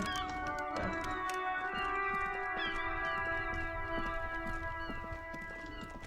I have $2.08, which is not great. But it's not great. You know? Plastic wrapped macaroni stamped with humanitarian aid. This means humanitarian aid. Tuna fish, not for resale. Interesting. This says speakers from the people of Samara. It says food gift from the people of Messina. Well, that's concerning. Helpline to the company that controls the drawbridge. Hot air rises up from the sewer. Sour, acidic, and strangely comforting. Looks like a dead rat. I'm gonna take these bottles. There's another bottle in the way that Kim's standing up. Can I get this? No? Fun. I don't have enough money to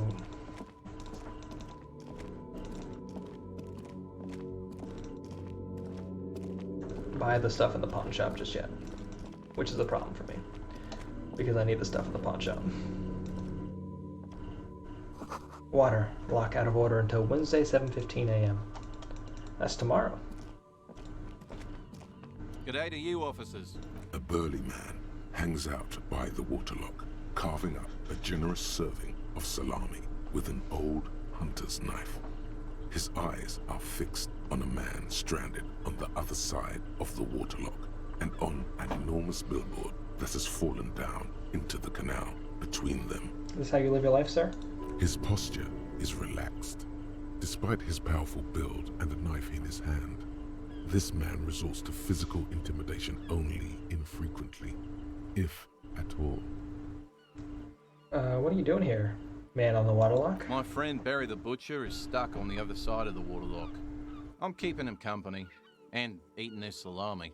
Oh, it's very nice of you. From the corner of your eye, you see a man in a yellow shirt and grey overalls waving at you from across the canal.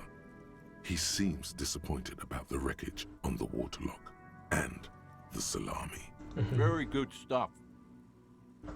Anything I can do for you, officer? Man on the waterlock picks the skin off a slice of salami and takes a sizable bite. You know what caused this wreckage? I wasn't here to witness it, but those look like tire tracks on that sign. Weird, huh?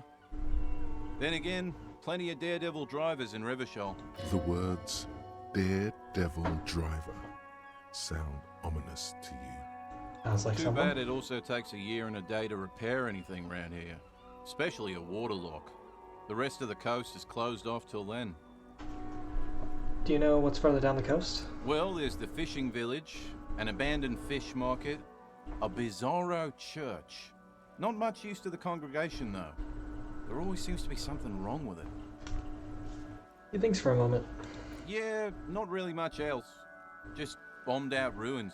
Oh, can I sell that salami? Sure thing.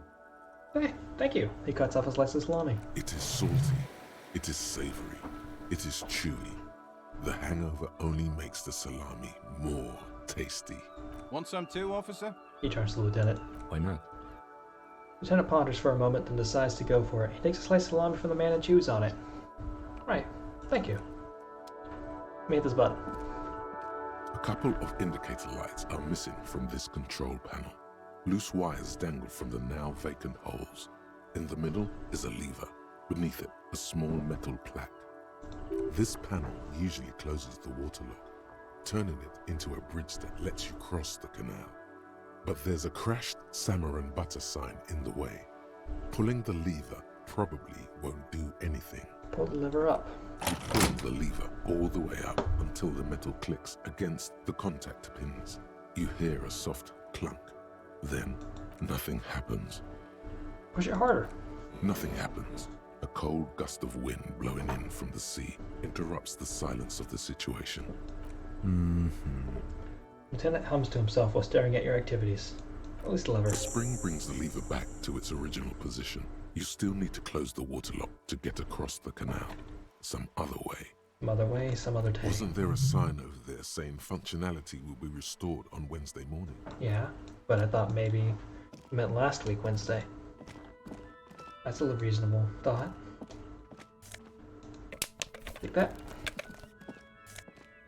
Let me take these free gloves and this trash can. Alright, okay. Roy's Pawn Shop. Fast cash for faster times. I'm into that.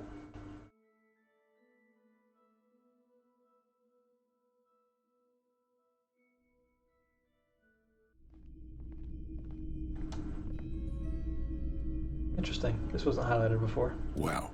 A very large red t-shirt with an impressive print stands out from the other garb. Oh? Oh yeah. The print depicts a muscled man striding toward you. A giant sword in each hand, encircled by burning embers. Behind him is a cluster of cabins engulfed in flames. Beneath him are the words, Hjelmdal burning. Sniff the t-shirt. Smells like worn cotton and a little old sweat there. Worn cotton with a side of flea market or trash bin. Sniffing is okay, but please don't try anything on. Can't have you leaving your photon emissions in the fabric of things you're not going to buy. Does the shopkeep? You're not imagining it. Photon emissions?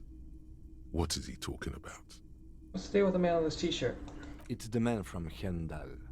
Walking away from his burning village.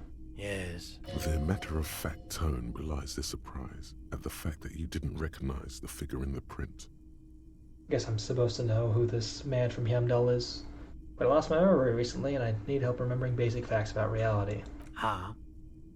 Said I lost my memory recently and need help remembering basic facts about reality. Oh, I see. That's tough, man. I feel the same way sometimes. The man from Hjelmdal is the hero of a series of popular books based on a fictional version of Kotla. Ah. In fact, most people don't think that man from Hjelmdal ever really existed. But they are wrong. People tend to be wrong? Hjelmdal isn't a real place. Lieutenant raises the brow. Neither is the man a real man, of course. But both the man and Hjelmdal are an ontological necessity. But hey, it's not worth getting into an argument about. What do you mean that he was real? I mean, even if the man from Hjelmdal didn't exist before the adventure novels, the stories have made it so that he has. It's simple, really. Is it? Okay. He sounds incredulous. You sound skeptical. It's not that complicated. All that's required is a more robust understanding of cause and effect. Sure. Besides, I've been to Kotla, though not quite as far north as the Hjelmdal, and watched northern lights travel across the sky. Very unique, energetic tides there. Very, very unique energies, indeed. Geomagnetic ley lines, one might even say. How much are you selling the shirt for? 2 real. 2 real? That's dirt cheap. You should just give it to me for free then? But why? I'm a broke cop without a cent to my name. I sympathize, I do. But this is a for-profit enterprise. Okay. We'll discuss this shirt again later. When I don't need to, use that tape player. Hello again. How can I help you? Okay. I'm gonna use... Is Roy high? And if yes, what is he on? feeling warm and There we go. enthralled by the movement of light, while the mind continues to race forward. Lucky bastard. He's probably on Parolidon. It's tough to come by on the street. Parolidon? What's that? A drug developed by the military to treat and prevent radiation sickness. It has psychedelic side effects, and it makes your eyes turn yellow. It's just me, or is it really warm in here? I try to keep the shop at a comfortable temperature. He tilts his head. There's a note of indignation in his voice. Interesting. Those triangle patches on his vest, you have a feeling they mean something, like they're similar to the halogen rectangle on your jacket. What's with the triangles on your vest? I was with the Emergency Relief Brigade. You know, after the People's Pile disaster. He coughs, as if to mark his words. Had to take Parolidon for radiation sickness. That's what you were hinting at just now, wasn't it? He's taken for mental and emotional, not physical pain these days. Lovely. People's Pile, what's that? A bad idea. Some poor leftist built a particle decay generator in hopes of bringing affordable electricity to underserved communities. It malfunctioned. Radioactive waste everywhere. Probably some of it in you too. Alright, then what about the Emergency Relief Brigade? We were an all-volunteer force. Self-organized. Tried to help the fire brigades contain the spill. He points at the white triangle on his orange safety jacket. Sounds dangerous. On the patch, gamma radiation lines crossed with a red drop of blood. I lived by the river since I was a small boy. The Esperance. Didn't have the art to let it all go to shit without trying to do something to help out. There wasn't much the volunteer force could do, however. We wasted years in the river mud. Years getting sick. He looks at the spiraling light and stops. Must have been tough. Radioactive cleanup. There's a reason why everyone's tried to forget any of it ever happened. And why no one has tried to repair or replace the pile. He hesitates. So much disappointment. And early deaths. Cancer mostly. And we knew all that was coming even as we were cleaning up as best we could. Whose fault was it that the generator failed? No one's. Everyone's. He sighs and shakes his head. So much bitterness. A bunch of poor people built themselves a primitive nuclear reactor, hoping for the best. What do you think is going to happen? As you end up running the pawn shop. The cleanup happened 15 years ago. I was young then. Later, my second aunt died. Left me this shack and all the assorted junk in it. So I came to Martinez. People told me don't go there. It's a shithole. I said, people, we just had a nuclear pile meltdown. I'm gonna get as far away from Forburg as I can. Still in the same city, but... He shrugs. Thank you for telling me. I like the theory more than the story. Outward movement, not vortices. Yeah, you gotta get in on those vortices, my man. Care to share your Parolidon with me? Have you tried it before? It's almost like he's worried for you. The lieutenant steps away, pretending to admire some of the knickknacks on display. Looks like he doesn't want to get involved. Go ahead then, he thinks. As long as you can walk straight, I don't care. I haven't, but don't worry. I can take it. If you say so. Here you go, man. He presents a large cap-shaped object in the palm of his hand. Very odd looking. Yes, darling. That's the coalition government ordained Parolidon. Straight into your gut. Yeah, I'm gonna not take that now. I thought I was gonna get a bottle of it, not just a single dose. I respect your decision, officer. What else can I help you with?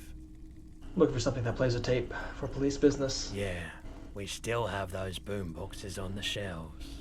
Alright. Can I get that for cheap? The boomboxes wait on the shelves. And your boombox, that gold and amber Harmon Waushi, stares at you longingly with its tape reel eyes. Can I just play a tape on one of those boomboxes real quick? Sorry, man. I can't be giving out freebies. Never have, won't now. Well, then can I get a discount? A police discount? A discount? I do have to keep the lights on, man. It's 12 real. And I don't have 12 reals. Just don't ask him for the smallest amount. You'll insult him. The others will work. Let's make it 8 real. Actually, yes. Let's. 8 is an even better number than 12. Even more internal balance. Better integrity, too. Maybe there's light on the wall and adds... Well, I don't have that much real still. So we're gonna have to come back. Once I can afford a boombox.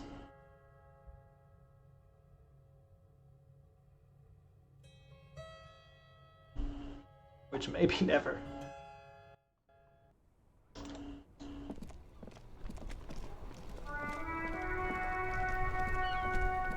I do have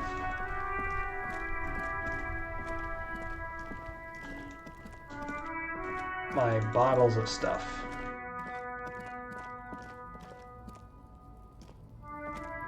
Which I can sell here at the store.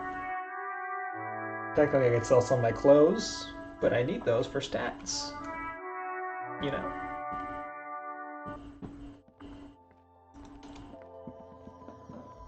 The tear machine stands in the corner. A sign says, 1 bottle equals 10 cents. So your bottles. Your bottles clunk into the machine, and the money appears with a satisfying jingle. You're a richer man now. I love that for me. It's only $3 though, so maybe we'll get it later. I could put a point into volition to go try those 3 volition checks that I have available right now, but might be worth it to just come back after a tiny bit. Is there bottles I can see on the ground anywhere?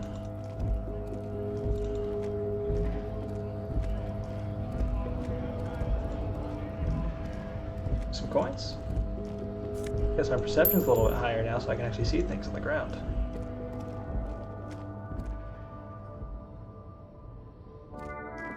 Notably, the bottles don't highlight when you hover over them. The only thing that happens is your icon changes. My encyclopedia score is lower, so I'm not going to be able to get this check either. A bold slogan, Humanox, covers the truck. What's back here? Nothing? That's fine.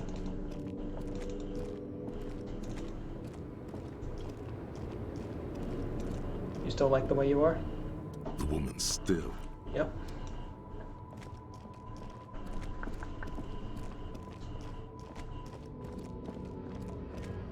Hey, gremlins. It's going well. Just continue on with Disco Elysium. Being a sad man, living in a sad world. Trying not to embarrass myself in front of my cool partner.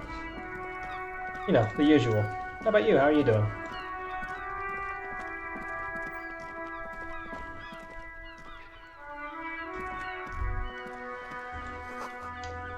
Ah, the book appears to be Veronica, without actual erotica. Fantastic.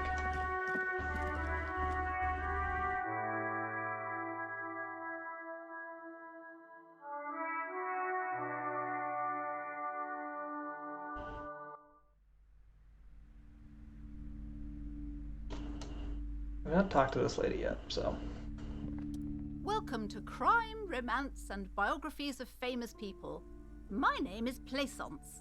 The clerk extends a greeting. Doing pretty good, just got home. That was a nice feeling after you come back from being out for a while. Nice relaxation. Didn't get to enjoy it much last year, you know, but when you do, it's nice for the few moments. What were you out doing, if you don't mind me asking?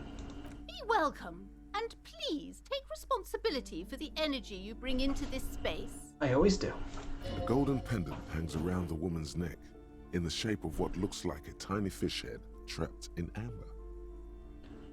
Curious pendant you're wearing. Oh yes, helps to have an anchor in these times. She clutches the pendant and narrows her eyes as well. Before we go on, you seem to be well off enough. Can you give me some money? I feel like there won't be an opportune time to ask for this later. Sir, don't be ridiculous. I certainly will not give you money. I would be doing you a grave psychic disfavor. She gives you a disapproving look. Fair. One has to earn one's success, even if one is a police officer. Handouts are nothing but manipulation. All they do is make you dependent. Yes, but I need to buy a boombox to play this tape. Son, you got destroyed there. What an idiot you are. Fair. Doing some social distancing, hanging out, playing some Pathfinder in the park. Ooh, that sounds fun. Pathfinder 1 or 2. I imagine you're just sitting all 6 feet apart, rolling dice, yelling out all the stuff you're doing. That's got to be fun for the people passing by, at least. Yeah, all of my games have been online for the past year, but I never had any like in-person games beforehand. But that seems like a good way of doing that. Are you the owner of the store? I am. The proudest owner of our little shop of culture. Her voice, high-pitched, sounds familiar. You talked to her before, to the doorbell. She has fine-tuned her voice to find the most welcoming approach for attracting new customers. It doesn't work. Lovely. The girl outside mentioned that this place is cursed, or your daughter is the one standing outside the store, right? Annette, yes, my daughter. I hope she wasn't slacking off again with her nose in science fiction. Tell me, was she at her post, doing her job like a proper girl? Yeah, of course. I'm no snitch. Wonderful. Did you talk to her? Yes. Great. On a scale of 1 to 10, how compelled were you to buy books after talking with her? First edition Pathfinder. Going to find Pathfinder after playing just 5e online for several months took adjustment. I can see that 100% completely. I've never played actual Pathfinder, but I have done a little bit of character building for Pathfinder, and that is a very intense system. I did hear that Pathfinder 2 really took a lot of that complexity down quite a bit, but I never actually looked in the book myself. I just had a few of my players telling me about it. Her opinion of her daughter depends on how well she lured you into the store. I'm not going to grade a human being. I don't do that. Come now. It's not personal. It's about proper sales practices and market research. She crosses her I arms. expect an answer. Okay, then 10. She's certainly very polite and very helpful. That's how I fill out every single evaluation I ever get about someone. I just give them the top score possible. Even if you're not great, I'm going to give you the top scores on the board. My precious, her dedication brings joy to my heart. If you have children, I hope they turn out as great as my Annette. The way you're handling her strikes me as wrong. I'm going to tell you about the, I'm going to tell you about your child. I'm going to dismantle the free market and abolish child labor, though. You must be kidding. There's nothing like that happening. She rolls her eyes. Depends. How much do you pay your kid? Good, sir. What does a young child do with money anyway? No, I save it for her, as a fund. She's securing her financial future out there. D&D 3.75. A lot of crunch. Sounds like fun. I know a lot of people learn it. Some people love the math part of D&D. Some people are like, I want to be able to, it's complex. I want it to just be me interacting on a board with pieces. Most of the groups I've had have been very roleplay heavy, so the numbers don't come up as often, and the mechanics are never as tight as they can be. But I think that's my fault as a DM, because I never remember the rules, so everything becomes very roleplay heavy. That's just kind of like what I like to play. But you know, people love those numbers. There's a reason they've been around for so long. Indeed. Are we done with the jokes now? Well, people love numbers, but they don't like 4E. There's definitely a way of doing the numbers properly. Indeed, her voice is decisive and sharp as a knife. Yes, we've had quite enough fun here. Okay. Fine. Let's change the subject. The woman before you scans the store, her shoulders rigid and tense. Every now and then, she nudges her glasses. I'm looking for a book about cockatoos. A book about cockatoos? There should be one upstairs, right next to the shelf of biographies. Oh, lovely. What if I want to buy a book? Then why are you talking to me? Everything is on the shelves to browse. Don't you feel compelled to buy anything? She fiddles with her pendant. See those shelves there? Go. Be drawn. She waves her bony fingers directly at you. Lovely. What kind of books do you have, though? Everything is on the shelves. Take a look yourself. The shelves compel you, don't they? You notice her glasses? Not quite really. She smiles and nods, seemingly relieved. The girl outside mentioned that this place is cursed. Cursed? Who said that? Annette? I will have a word with her. This place is not cursed. It has a robustly magnetic energy. Good for commercial activity. My business is thriving, sir. Is that true? There's no one else in the store. I like roleplay heavy games too. That's my 5e game. Yeah, 5e is great for it. I've been hearing a lot of people talk about other systems, like in the Knights of the Bantam Discord and Mistrich, and just all those members, list of the roleplay community. And there are a lot of games that do, and in my experience, that have like a lot of like, you can do a roleplay focused game. Some of those are a little bit like setting constricted. Like a lot of the ones you find on itch.io, they're not like super applicable. Like they all come like, hey, we built this system around a specific setting or a specific scenario you want to do roleplay wise, and that's fine. But like the reason I like 5e is because it's like flexible, so you can go and like start your game and do whatever you want with it. Like you have the ability to do pretty much anything. Well, not anything. It's still very combat focused, but with the right adjustments, I think 5e is a great system. Doesn't feel like it's thriving. Feels ghostly. Yeah. All the pressure has made Annette really anxious. You know she's been chewing her nails. God. I've told her not to do that. It's such a disgusting habit. She'll get over it. Anxiety is a part of life. Her voice is firm. A part of hers, too, clearly. I don't think she can do anything about it. The woman before you scans the God. A part of hers, missed too. button. She can, if she has enough willpower. This is what's called growing pains. Life isn't easy. Life doesn't give breaks. Sure. I don't disagree. Come on, ma'am. It's obvious she can't do anything about it. You are placing an unnecessary burden on a young child. What you're doing is wrong. Even I know that, and I usually don't know anything. Disco Elysium is a fantastic game. It's like if you like role-playing games, it's definitely something you'd want to try out.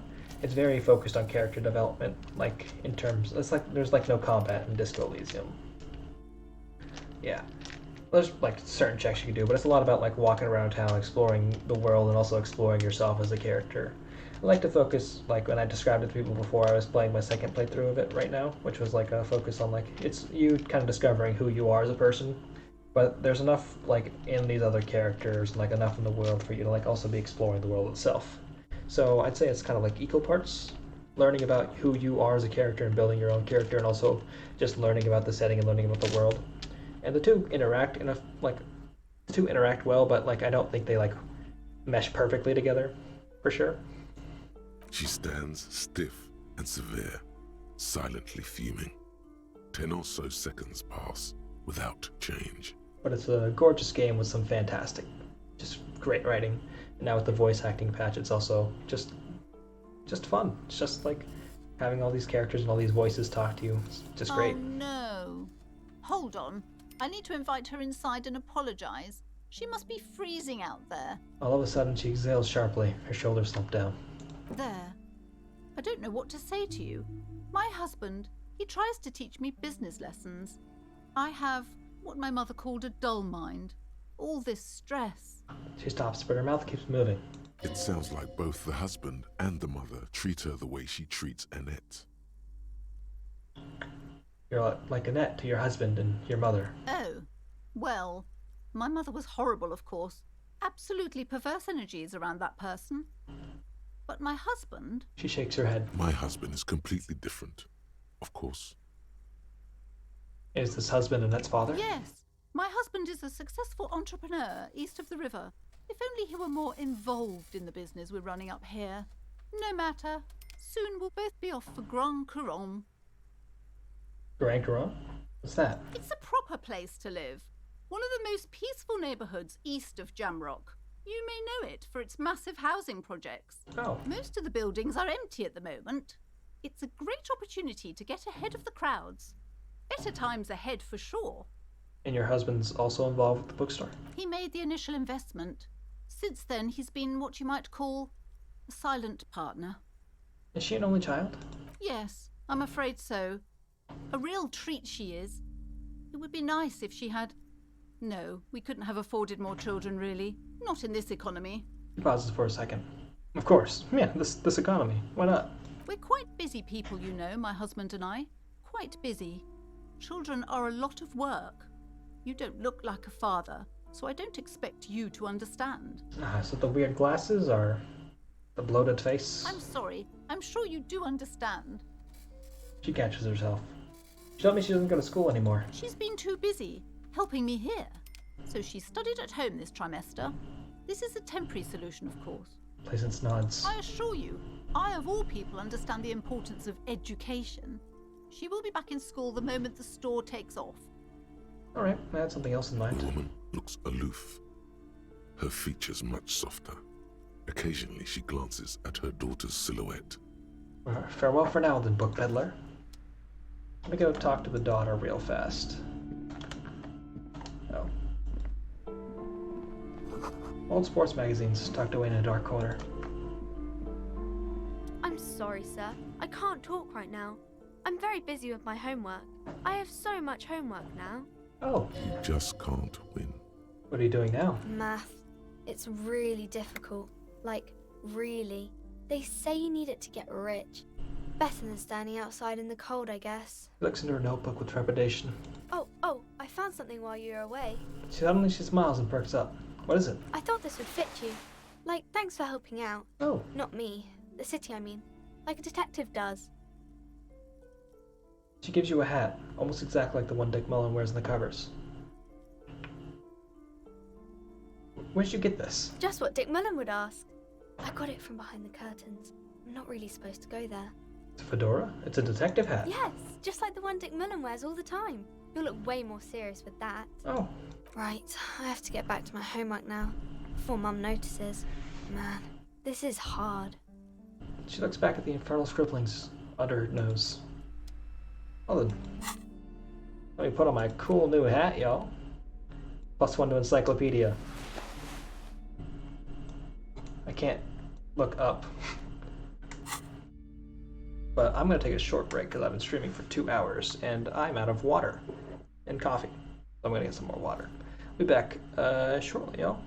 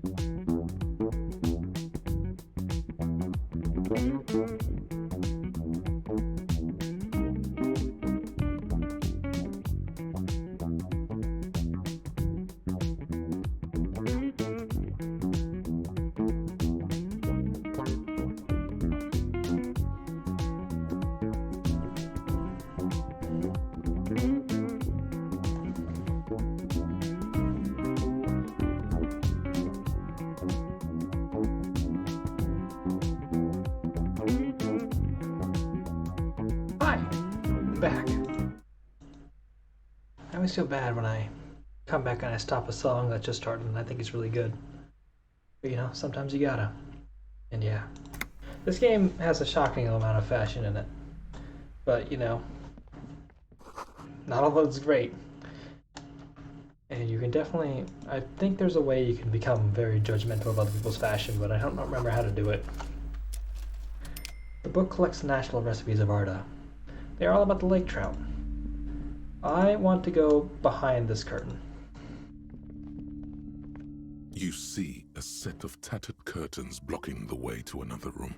A strange cage-like trinket dangles from the curtains. Excuse me, officer. The back room is strictly for employees only. Shopkeeper, what's behind the curtains? Excuse me. Nothing. Why aren't you browsing the books? Don't you feel compelled to look at the books? You ought to. She fiddles with her pendant. Oddly enough, the more she tries to draw you away from the curtains, the more alluring they become. Examine the strange cage-like trinket. You see some kind of charm, an irregular polyhedron assembled from bones, sticks, and straw. Inside, a disturbing fish head with empty eye sockets stares at you. Aside Lovely. from poking at it suspiciously, there is nothing else to do with the fish head charm at this time. The curtains remain shut before you. We'll open the curtains. Just as you're about to pull apart the curtains, the petrified voice of the shop owner cries out once more. Sir, don't touch that. I told you it's off limits for the customers. Her hand is closed around her pendant. Her finger is nervously playing with the talisman. Parapsychologically speaking, we're done if you decide to open them. I won't be held responsible for the consequences. It's too dangerous. She looks away, mumbling. Why is everyone always messing with the curtains? Why can't they just buy books like normal people? It's about the curse. That's why you're afraid? No, it's just a storeroom for the employees, I told you. Now please step away from the curtains. She's almost begging you. Ma'am, this is different. I'm a police officer. I need to get in there. Why? It's not like anyone was killed there. She stops abruptly as her hand flies over her mouth, baffled by her own bluntness. I'm sorry. I don't mean to be so impolite. Just please don't go there. I can't allow that. You'll only make things worse and unleash the powers. The powers? But I sense this place is calling for me. I must investigate beyond the threshold. You do? My God. Even more reasons not to mess with the curtains. Just step away, dear sir. She grabs her pendant again, visibly shaken. I don't care. You can't stop me. I'll open them. No! Please just talk to me, officer. Come here and let's talk this through before you decide to do anything extreme. Lies. Rip them open, we say. There is something mysterious about the curtains. Be careful. The curtains, tattered with age and covered in dust, hang before you, as if taunting you. Fine. We'll talk to you about the curtains first. Now, I'm gonna look up here, see if there's anything cool. These shelves are overburdened with books from the same series. You see the name Dick Mullen over and over. I love that. A couple of spook novels hide amidst all the detective books. Thrilling tales of spycraft and daring-do. What's all this crime fiction? Oh, crime, robberies, murders, even sexual crimes.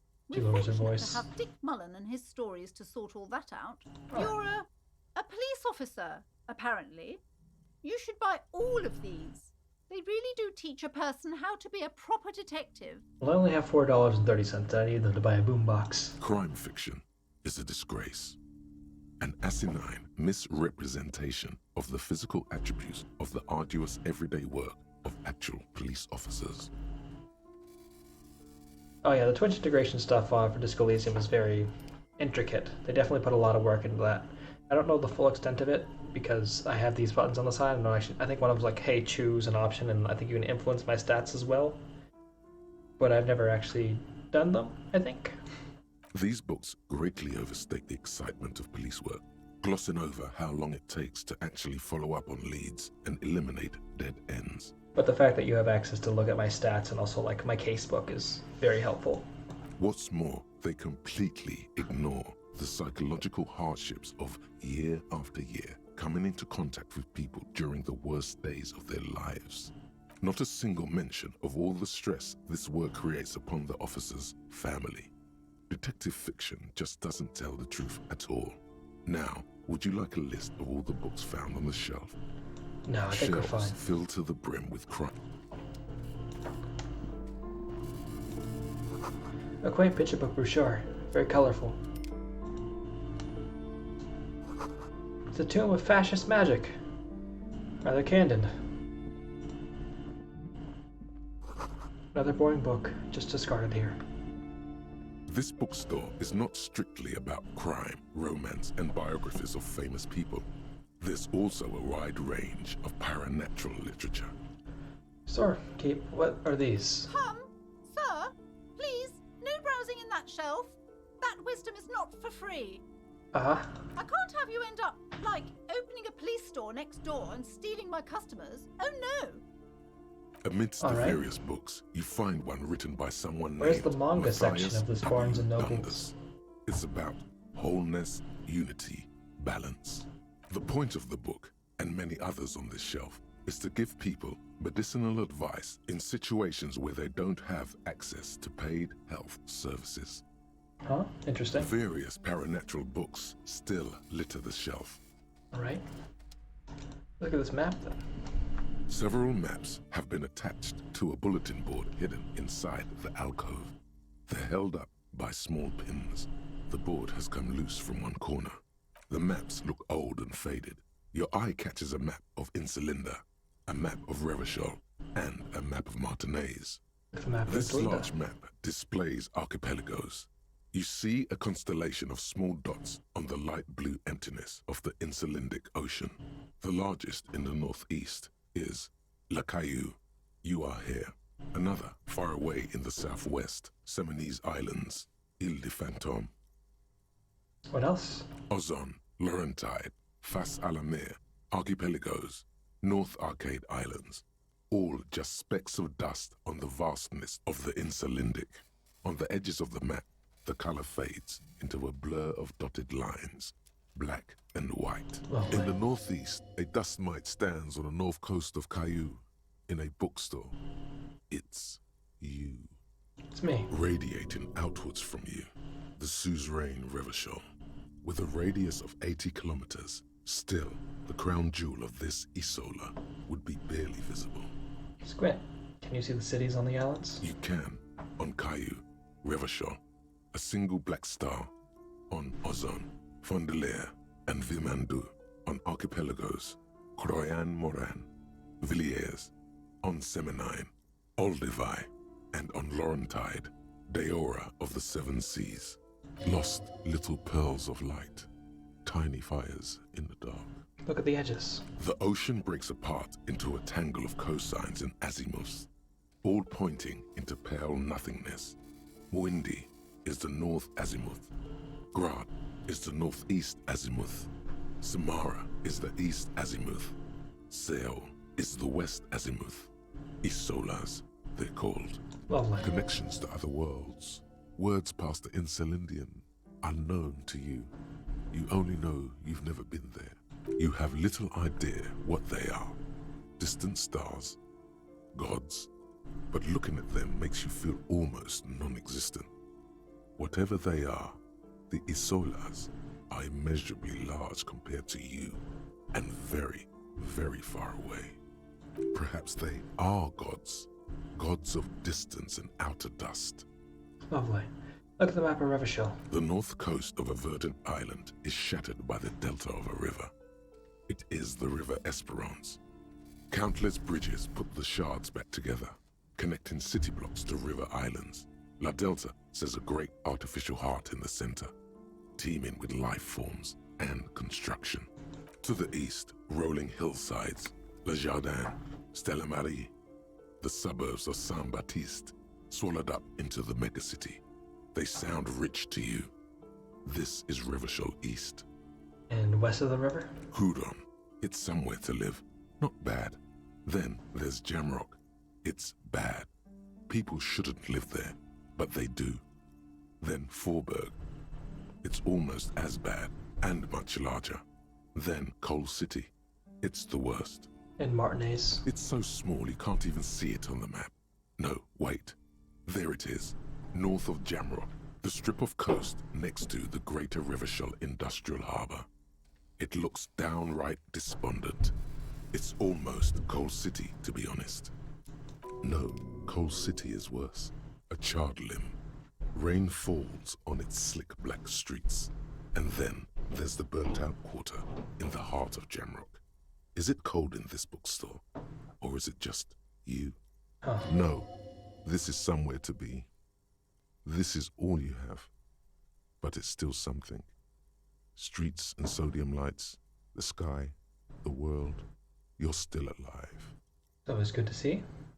Look at the map of Martinez. It's not really a map. It's a tourist thing. A picture postcard with buildings on it, drawn from an isometric perspective. A date in the upper right corner says 48. Still, it's detailed. Could be pretty useful for scouting ahead. You see the jagged boxes of an industrial harbour, even the whirling in rags there. Dorky, can I buy these maps? I'm sorry, officer. The map of Martinez is the only one available. The other two are not for sale anymore. And besides, you could scarcely afford them. Bold, I do have $4.38. They're quite valuable, though they might not look it. The map of Martinez is 90 cents, though. Why is that one so cheap? That old thing? It's an out-of-date map of a tourist location that never was nor came to be. Oh. From when some design studio people tried to spruce the place up 4 or 5 years ago. They also renovated the horse statue, set up those coin-operated viewers, and designed the new street lamps. What happened then? They didn't get that far, for some reason. A shame the project never got going. Would be nice if someone fixed Martinez up. All these ruins are bad for business. Could try stealing it, but maybe I'll just come back for it later.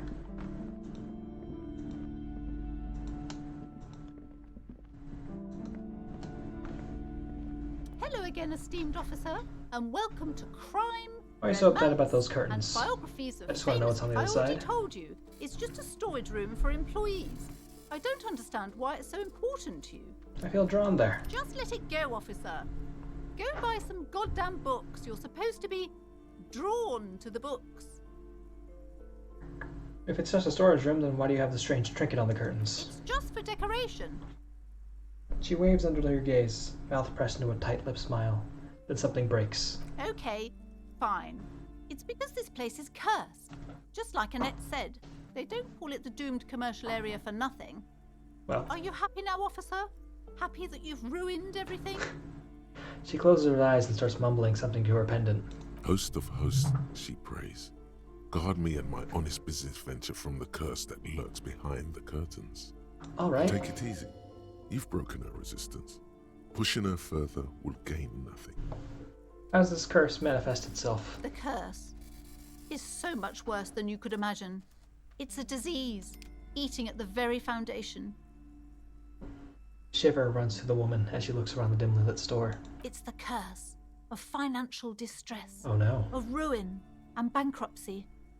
Voice drops to a whisper. She peers at the curtains again. Didn't that curtain just move? Okay, I'm a little confused. What does that mean?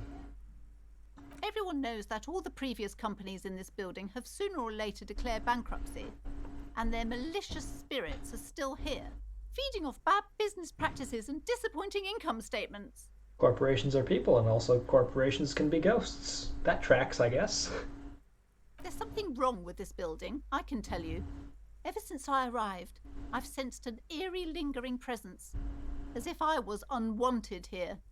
Sounds familiar. Strange.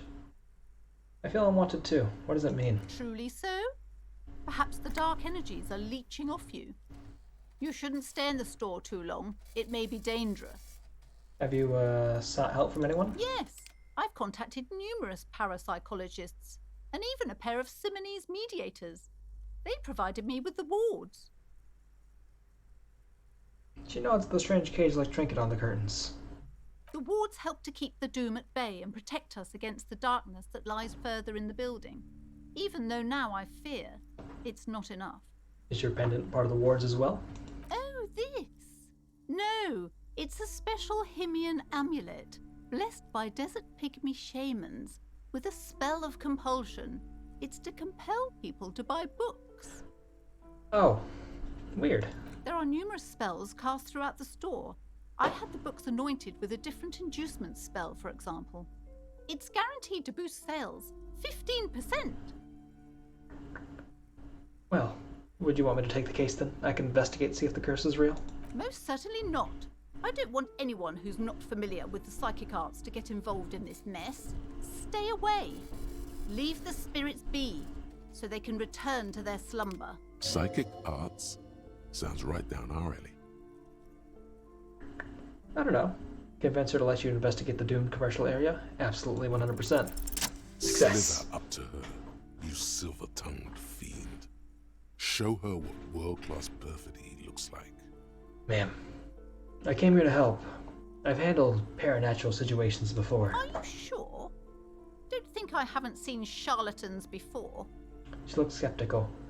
I've returned from the void. A paradetective from a long line of paradetectives. You're no paradetective. You look nothing like one. And you're clearly a drinker. Pardon me for being so blunt, but... Hey now, hey. You need the booze to focus, all right? The lieutenant keeps his usual stony calm. He silently picks out his notebook. Go ahead then, rock her world, he thinks. I'll compose some notes. I'll admit, I've had my fair share of drinks, but only because the spectral realm is parapsychologically taxing. All Ghoul hails from beyond the veil, ma'am. All Ghoul guides the way. We'll go with the first one. How do you know all this? Here we go. I'm the Void Revenant. I have the powers to combat all the bad energies. I should have realized. A pattern lies within the fabric. The hand of fate guides us. Our meeting couldn't have been mere chance. Perhaps you truly are the one to deliver this woman from the doom. But I am not the only one at risk. I have to think of my daughter. You are certain you can help us? Keep us safe? I can't allow any collateral damage to hit us. No problem whatsoever. Your family is safe. The Phantoms are no match for me. Just ask my partner Kim. He'll vouch for me. I'm sure Kim doesn't want to be any part of this. If you promise, good officer, then you might be our last hope. Do you swear it? She shuffles nervously. A hand on your heart. On my honor. Thank you, sir. There's one more thing I haven't told you about yet. The entity. A timid sigh of relief followed by a cautious smile. Do not act surprised. You know of these things, sire. Interesting. Of course, the entity. For I have sensed its presence. You have? The entity takes the form of a woman, a witch probably. I've suspected that she must be connected to the curse ever since I first saw her. Did you know that she lives inside the chimney? Chimneys, of course, are the passage between heaven and hell. Yes, that chimney is part of the building's central furnace, and it's enormous. She has barricaded herself behind some metal security curtains. God knows what she's doing there. Wait, so there's actually a person back there? Some unnatural magic, I assume. You should go find the entity and ask what happened to all the companies in the building. What is the source of this curse? Here's the key to the warded door behind the curtains. Take it. Oh, and please do return to me after you've looked round. I'm quite anxious to know what she has to say about the curse. What you discover in there. Unbelievable darkness and ruin. Ah, lovely. One was here for those two things. Well, we had our autosave, so... You see a set of tattered curtains blocking the way to another room. A strange cage-like trinket dangles from the curtains. Pull those curtains open. You see a dimly lit room full of dusty furniture and trash. A doorway stands in the back, covered in dozens of scary little cage-like trinkets, your shadow looming over it like an omen. Small, terrified O escapes from complacence as she tries her best to look away, her round face buried in her hands. Well, let's see if we can find something to sell back here. That's a big face. Ghostly silhouettes of hair dryers. Vaguely androgynous portrait of a man. A heavy door with a missing handle stands before you, covered in dozens, if not hundreds, of little oddly shaped trinkets and charms. It appears to be locked. Unlock the door with the key. After exerting some force, you manage to turn the key. It's eerily silent. The door slides slightly open, letting a draft of cold air into the room. You feel the tiny hairs on the back of your neck rise up, as if someone's standing right behind you. Lovely. An uneasy knot forms in the pit of your stomach. Touch the back of your neck. What is this feeling? Outside, the wind howls in from across the bay. The building at Rue de Saint-Ghislain stands like a matchbox on its side, with men inside, like little wooden sticks, ready to catch fire. A panicking woman squeezes the pendant around her neck until it leaves a mark inside her palm. A man, a few meters away, stands frozen with a key in his hand. Somewhere inside, a spider is spinning its web. That's me. Open the door and enter.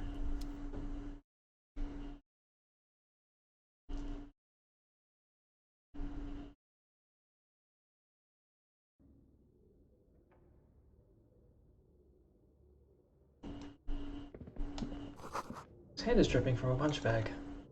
Oh, is that a bowl? I'll take it. Poster says Sidious Fortis, the rest is worn off. Smells like leather and sweat. Oh. What is this place? Lieutenant stares at the dusty training equipment. Looks like a gym to me. Yes, but no one's been here in ages. He draws a stripe on the dusty floor with his I foot. doubt the electricity still works. Good thing we have a flashlight on us. Some specks of dust shimmer in a faint beam of daylight falling from the window. Other than that, the room is dark. An eerie feeling rises in your chest. What if there's a reason why no one's been here for ages? Yes, because it's closed. Well, but no need also... to look for supernatural explanations where a banal one will do. Now let's move on, shall we? Fine, Kim.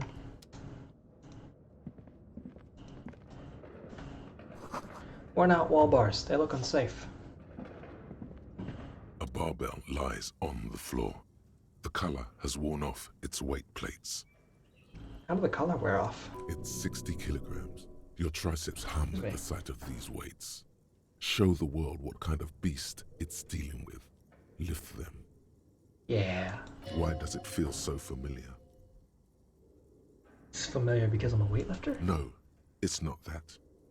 It's the stale smell of rubber, the squeaky sound of sneakers, your bruised knee against the mat, and a whistle. Then the feeling is gone.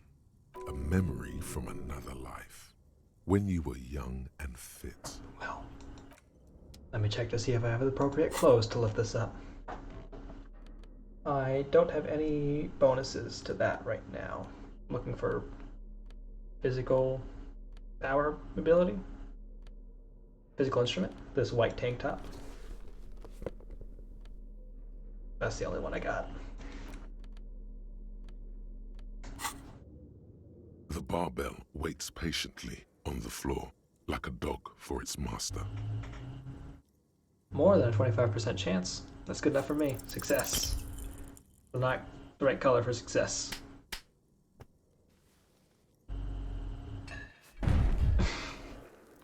I forgot what our character looked like until he bent down and looked at us. You managed to hoist it off the ground, but the barbell feels wobbly and dangerous. Your hands slick with sweat. Turns out you're no beast, just an old man with bad form. I got a 13 on that check. I was one number off. See? See? This place is cursed.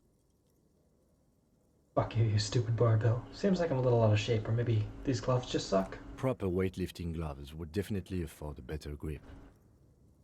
I'm glad you agree, Lieutenant. Let me take off this white tank top and put on something more befitting myself. Specifically, probably, this shirt. Conceptualization search. This one gives -1 to suggestion, and this one just gives a +1 to logic. So I'll probably put this one on instead. Let's go up here.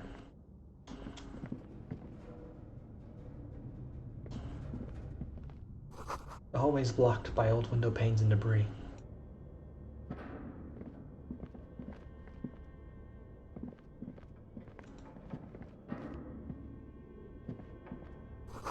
A large demijohn full of strange liquid. Wild animals stare at you in the dark, stuffed and mounted. Unpleasant. Airship rotors covered in spider webs. They remind you of blades. $3? Yes. A naked mannequin torso, a strange yellow color. Blue velvet, soft to the touch, moth-bitten. $1.55? Yes, please. I'm getting so much closer to having money. What is this? Production schedule filament memory. Steel rotor blades bearing a Slipstream logo. Skis with Slipstreams painted on the laminated top layer.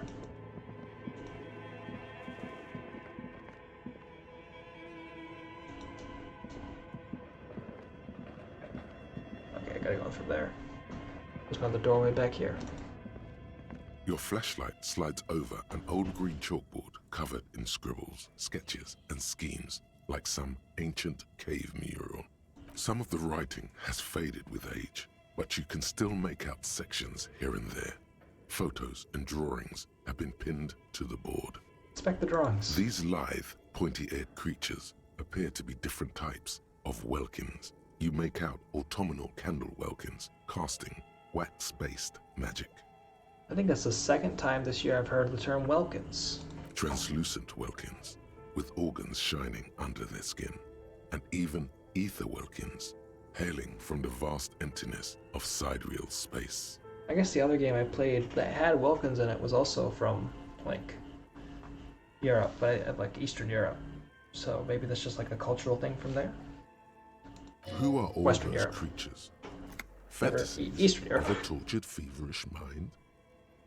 One of the welkins, towering among the rest, appears to be different, however. Examine this welkin. This one's important. It's Vara Hamira, a high welkin, his face white and scarred like cracked marble. This is clearly a welkin supremacist. The note says, all non-welkin races will be purged. Oh, we found the racist welkin. The Haldor, the Twarg, the humans, and even headless men, all of them, purged. Imagine a world filled only with welkin, green welkin, dread welkin, and the high welkin to rule them all. An inordinate amount of time has gone into drawing these little welkin creatures. One of them is a welkin supremacist. Mm-hmm. Political commentary. That one has a great beard, too. Lieutenant nods at the welkin's facial hair. Why would somebody spend so much time on this? Some people really like building a world, I think. Even if it's just for a game. Weird. Who are these creatures? Who drew them? Are they real? I have so many questions. This looks like concept art for a project. It's not really real. Well, this has been educational. Let's move on from the Just welkins. look at those details. So much effort. And for what? All gone. Inspect the photos. The photo collage depicts barren, icy landscapes wrapped in perpetual night. You see permafrost and glacial landforms, dead trees grown in under the snow. Entire oceans have been frozen from shore to shore. There are pictures of settlements on dried up riverbeds, abandoned in a storm. Animal corpses in the dark, carcasses and bones. Albeit dark and cold, This vision also feels cozy in its own way, like eggnog or morphine, a much-needed respite from our own world. A pinned postcard reads, "The heat death scenario. A desperate fight for geothermal energy engulfs the world as Wirral becomes untethered from its sun, drifting through the universe." Lovely. Inspect the schedule. This is a monthly calendar from the year 50. Cryptic words like sprint, daily minimi, and GPI span the marker-drawn grid, the grand scheme of production and money. It looks a bit like an academic calendar, only much more brutal. Keep reading. What happened? As time goes on, the numbers in the boxes grow rarer and rarer. The board becomes an empty snowfield in the final days. Only failure and regret dwell in this region. Looks like they didn't make it. Lieutenant looks like the frigid ice field of nothingness. A note in the bottom left corner of the chalkboard says, "See the prod schedule filament for details." I think I have that one. The handwriting is only partly legible, but you can still make out 3 slogans: "Call in, tune out," "Wirral untethered," and "Heat death of the universe." The full text reads, "Heat death of the universe is the new black." Another note says, "The biggest advancement in role-playing systems since the 30s. I believe we're taking place in 1951, so that would be 20 years ago. Outside, a cold wind wraps the building in its bosom. Snowflakes in the wind. An old woman passes what the locals call the doomed commercial area. She tries hard not to look at the bookstore windows. It's unwise. Lovely.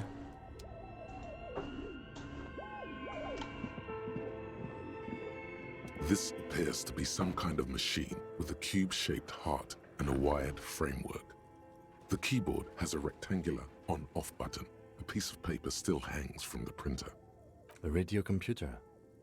Just sitting here without anyone inside. You sound surprised and a bit curious. Do you think I should turn it on? We have one of these down at the station, but I never really learned how to use it. Turn on the machine. The machine lights up like some prehistoric animal stirring from its slumber, revealing fluorescent play and print keys on the keyboard. The hatch on the machine's central compartment is wide open. Look inside. It's empty, like a beehive without its brood. Some cables have been left dangling, disconnected. The filament you have would fit perfectly inside the compartment. Insert the production schedule. Like a smooth draw, the filament slides into place. On the keyboard, the play key starts blinking.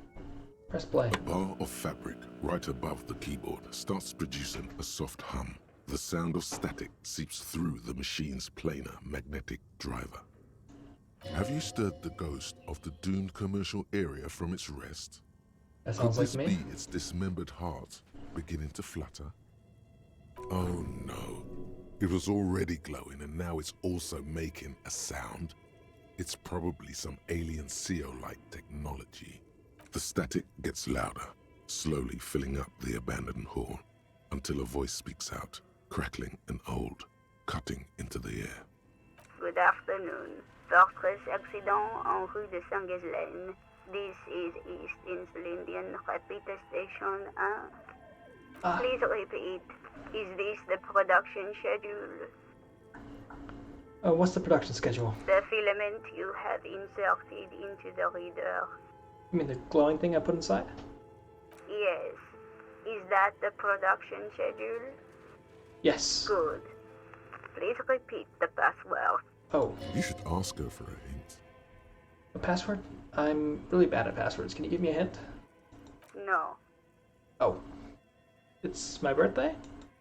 Oh, is it my birthday? Still no. This is the police. Please open this thing. I am contractually obliged to protect the privacy of the filament holder Fortress accident.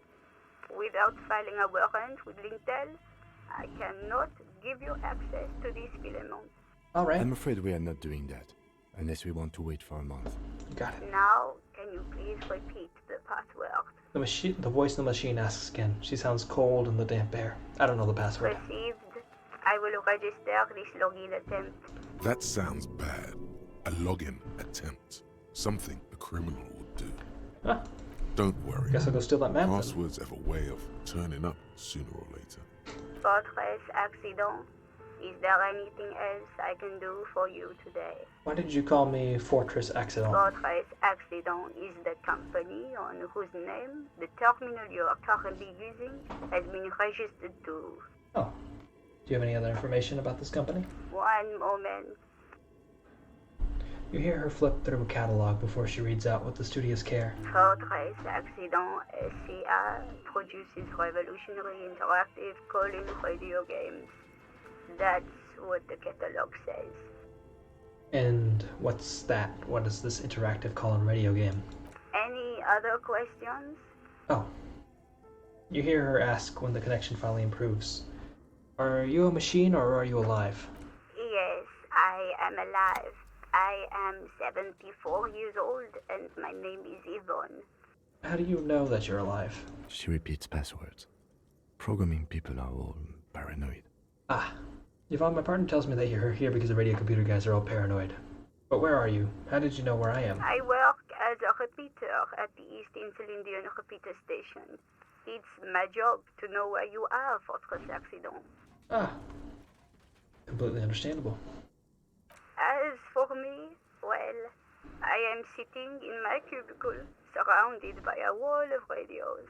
Lovely. On an island on the river Esperance, a small woman, all skin and bones, sits in a room filled with audio equipment.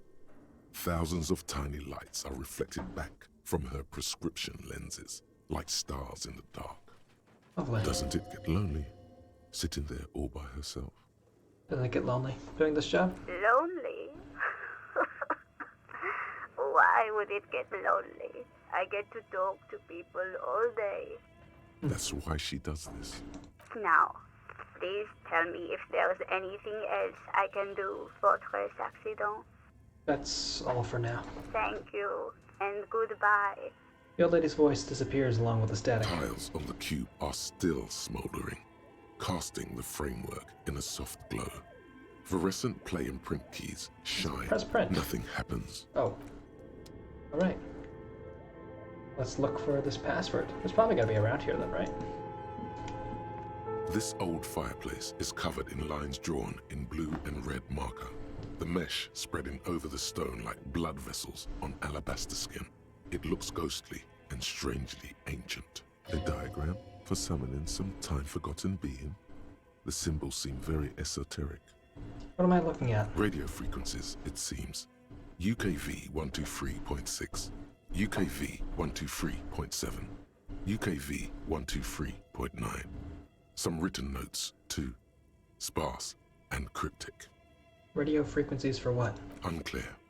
It looks like a cardiovascular system split into veins and capillaries. Very advanced. So we're dealing with something medical here? You think so?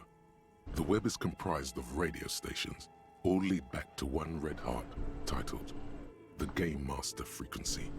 A note says, this one can listen in on any station it wants. Looks like a surveillance program. Wait.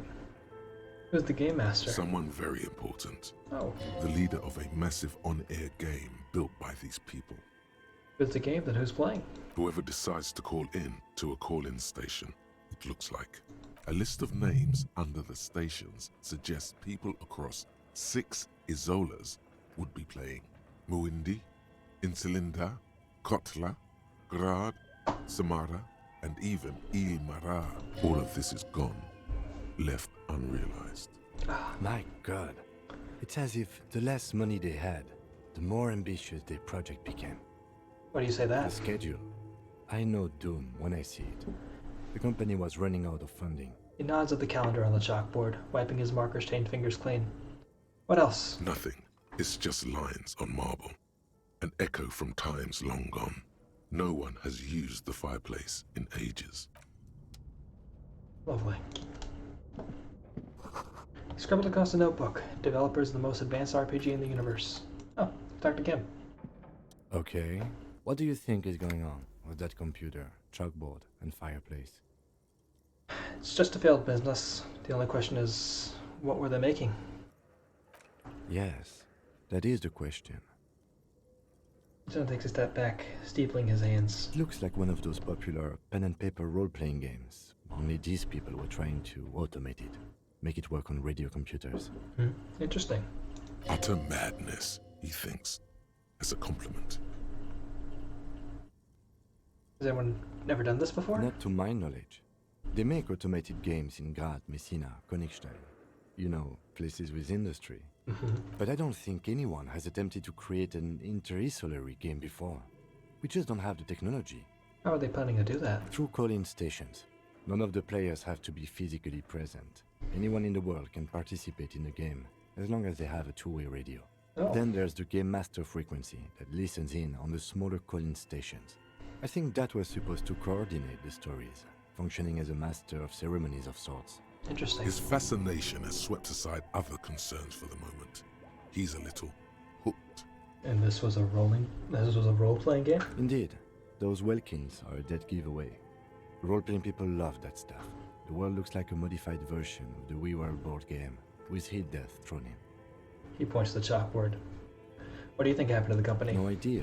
They stopped filling out the schedule on the chalkboard. Oh. Indeed, it's ambitious and untethered from reality, but...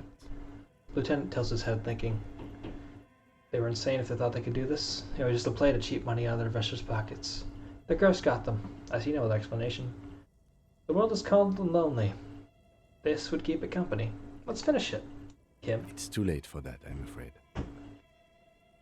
A half smile breaks out on his face, he says, looking around the derelict room. The pipes howl and a rat crosses the floor. Okay, let's keep moving. Okay, but I got him to smile. That counts for something, right? I opened the door. I don't know where I'm going.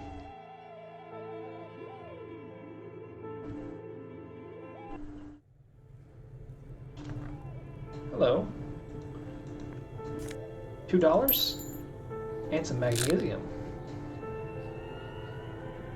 Here's a big scary fridge. You see a terrifying ice bear with a strange compartment in its belly. The door is covered in frost, and the bear's eyes are glowing red.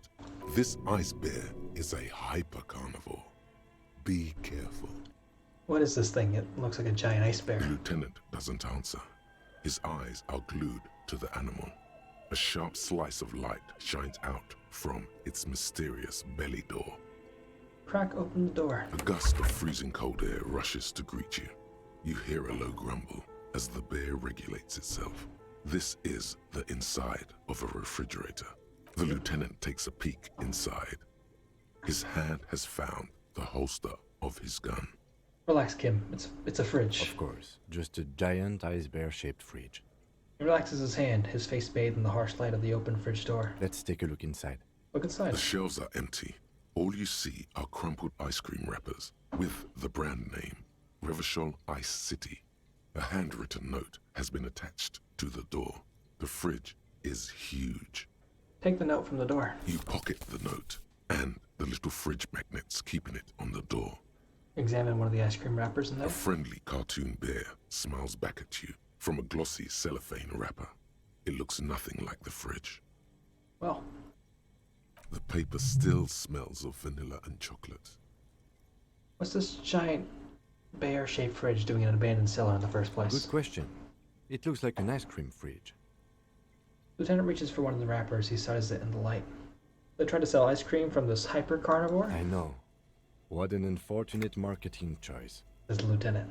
What is even worse, the bear is still costing them money to this day. Lieutenant points to the red snaky cable running from the fridge. The fridge buzzes with energy. The electricity bill on this thing must be catastrophic. Well. Ice cream maker. Defrosted and unplugged. What up, baby? I just found a big fridge, but it's shaped like a bear. I'm gonna shove a dead body in it. That's where I'm going.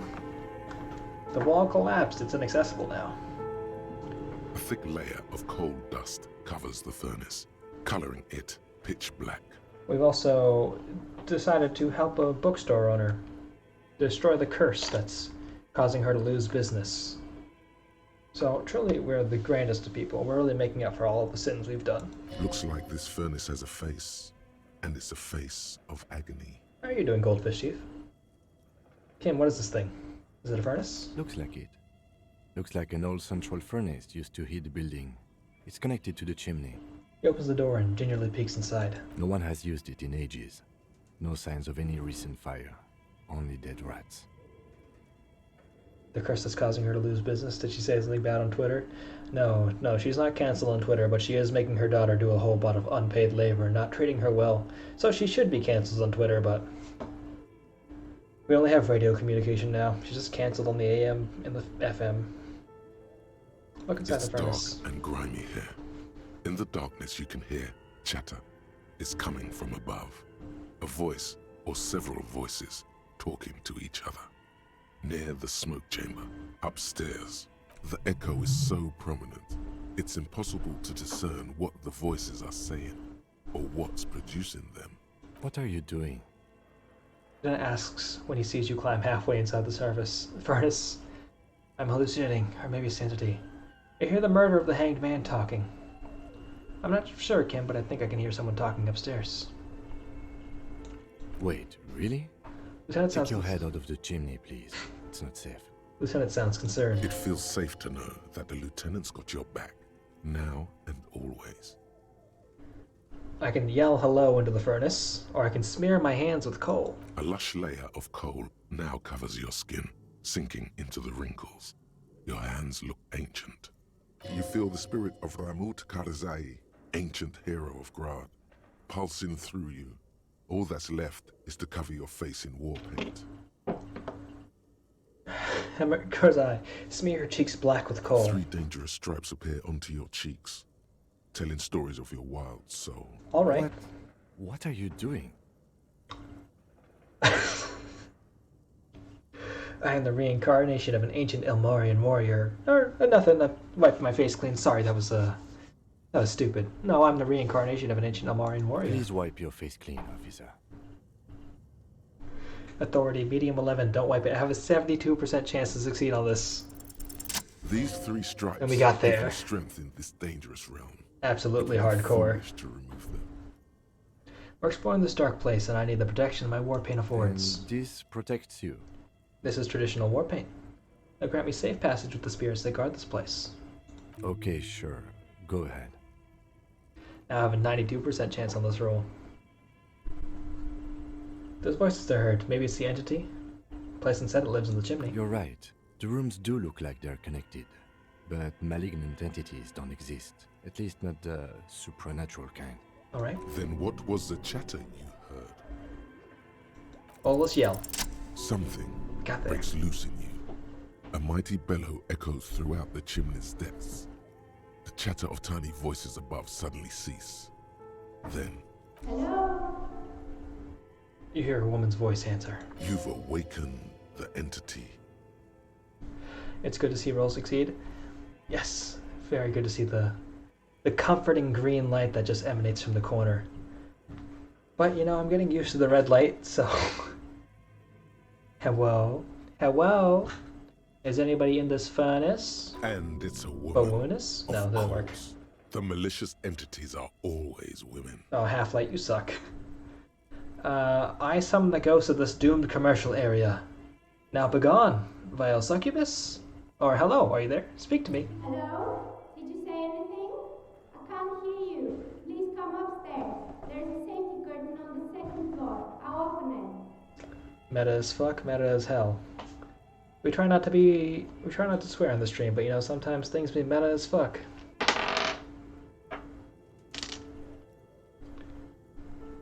No, you're fine. At this point, not swearing on the stream is more of a joke than it is something I'm trying to do. You hear a low rumble upstairs. The sound of a curtain being pulled aside. Especially in this game, where the characters are just swearing so often, there's no point in not trying to. After you, officer. Lieutenant nods and points upstairs. I can still kick it with my foot, though. I want to go put that dead body in here first. But first, I want to see if I can get some money. Because I'm in desperate need of cash. The fast light casts a strange shadow. There's a hidden doorway here.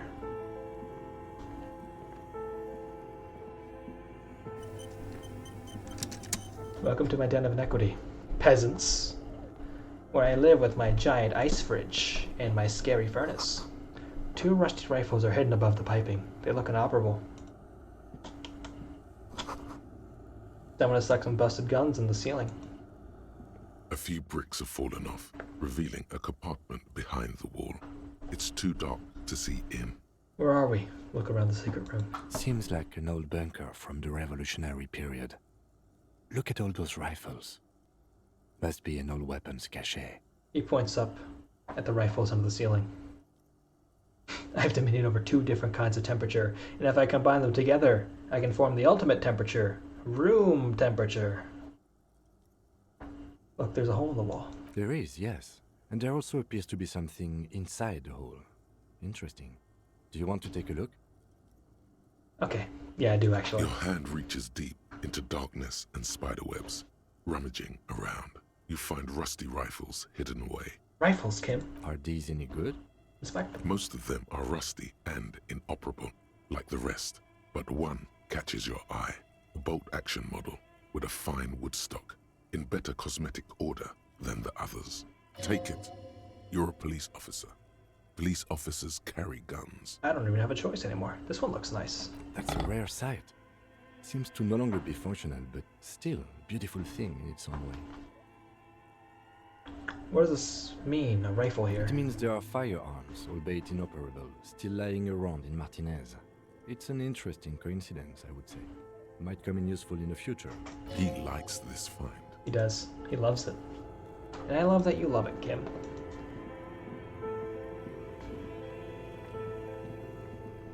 What's going on over here? A frozen ice cream maker that's still running. 70 cents and some Nosafed. 2 cables are plugged into the breaker box. The red one leads to the ice bear fridge, and the black one to the ice cream maker nearby. Unplug the Something cable. close to you dies with a soft electric purr. Why did you do that? I don't know, but just unplugged it. The lieutenant raises his brows, but doesn't say anything. The electric distribution board now has 1 cable missing. I'll come back for it later. Can I do anything with this? I unplugged it. Maybe not. Please have like $4 in here. The man puts up with a lot from you. What a king. Absolutely. Kim Kutsuragi is one of the greatest people in this game, just for being so willing to deal with my nonsense. I stand in front of people and I change my clothes to give myself better stats, and he's like, please just be alright with him. You know, he suffered through a lot. You see me get my ass kicked several times, and truly, there's no greater kindness than to see someone get their ass kicked and still be like, you know what, we'll be fine here. Corpse man. The man is decomposing visibly now. Every hour, he looks less like a creature and more like a pile of intestines. The lieutenant adjusts his glasses and takes a deep breath. Okay, search the body one more time. Thoroughly, it's a perception check with a +5. Let's bag him, take him away. Let the lieutenant take the body away. Further examination. I need to get this checked. You run your hands over the victim's cold body, his limbs, his torso with its swollen organs. Maybe you should be more thorough. Look under His fingernails have turned dark. They're chipped and quite long. There is dirt under them. That's all. Do you think we missed something? You can't shake the feeling that there are more secrets concealed in the flesh before you. Yes, there's something we're not seeing. Okay, well, we are in livor mortis here. He is disintegrating. We need to refrigerate the body if we want to conduct another examination, and we need to do it fast. Luckily for you, I know where to find just a perfect ice bear fridge. Hey, wasn't there a giant ice bear sarcophagus below that building? A wild smile appears on his face. He points towards the commercial area. Why, yes, there was. It was massive. Red eyes glowing in the dark. Why, yes, there was. Now, detective, I've rarely been disappointed by the size of a giant ice bear fridge, but I think we should still take a look at it first. Make sure it's big enough before we carry him over. Absolutely. With every hour, whatever we are looking for in the deceased will become harder to find.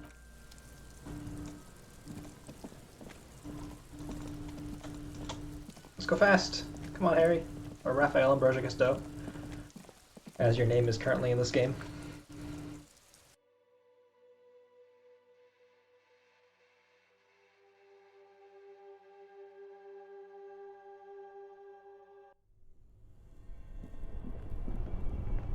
Still don't know what to do with this fridge over here. You let me unplug it for some reason. The bear's eyes are still glowing red, watching over all the ice cream wrappers hidden inside its belly. I'm sure just a little bit more decomposition won't hurt too much. Also, hi. Hi, Fortnite Life. How you doing? Yeah, you know, what else is there left for that body? I don't... We could, like, get the arms ripped apart. Eccentric choice, but it is capacious and cold enough, too. Lovely. Oh, so far so good. That's good. It's great. I was watching you play through Control earlier, and I know that you're playing through some Disco Elysium as well. I think we're going on different paths. But the optics on this are awful, he thinks. We need to be as silent as we can. Shall we go and get the body, then? I'll take the head, you take the feet. The stairs won't be easy, but we'll manage. Lovely. The two of you. Easily. Let's do this. The body is heavier than you expected, and stinkier. It takes half an hour to get it down to the basement. Then 10 more minutes to stuff it into the fridge. The lieutenant takes a step back to admire your handiwork. We'll probably need more than just a hand and feet, Kim. Fair, but you know, Kim's got a hunch, and he thinks that this crime's gonna come down to the soles of this man's feet and the soles of that man's head. Beautiful. A dead body in a nice bare fridge. This is some of the best police work I've ever done. He says, wiping his hands in his handkerchief. You've definitely earned a drink after this. Perhaps even some pagan rites. Really? You think it's good work? No, not really. Look at that. What have we done? We stuffed a dead body in a nice bare fridge. This story does not leave this room. Alright, Kim. Sure, you got it. He means it. He doesn't want to be the ice bear cop. We did our best with the means at our disposal. Did we though? Okay, maybe we did. At least we've stopped the body from decomposing further. Now you can conduct another inspection under controlled circumstances. Inside the icy realm of the ice bear fridge, the corpse stands slumped, waiting. Okay. Let me save here. Truly, we did do our best, Kim. I mean, we did go on a 3-day bender and then leave that body in a yard for about a day and change. Almost 2 days. That body's been sitting outside for 9 days. But only 5 of those days are our fault. So, it's not as bad as you would think. Do I have clothes that are going to make me better at looking at things? No.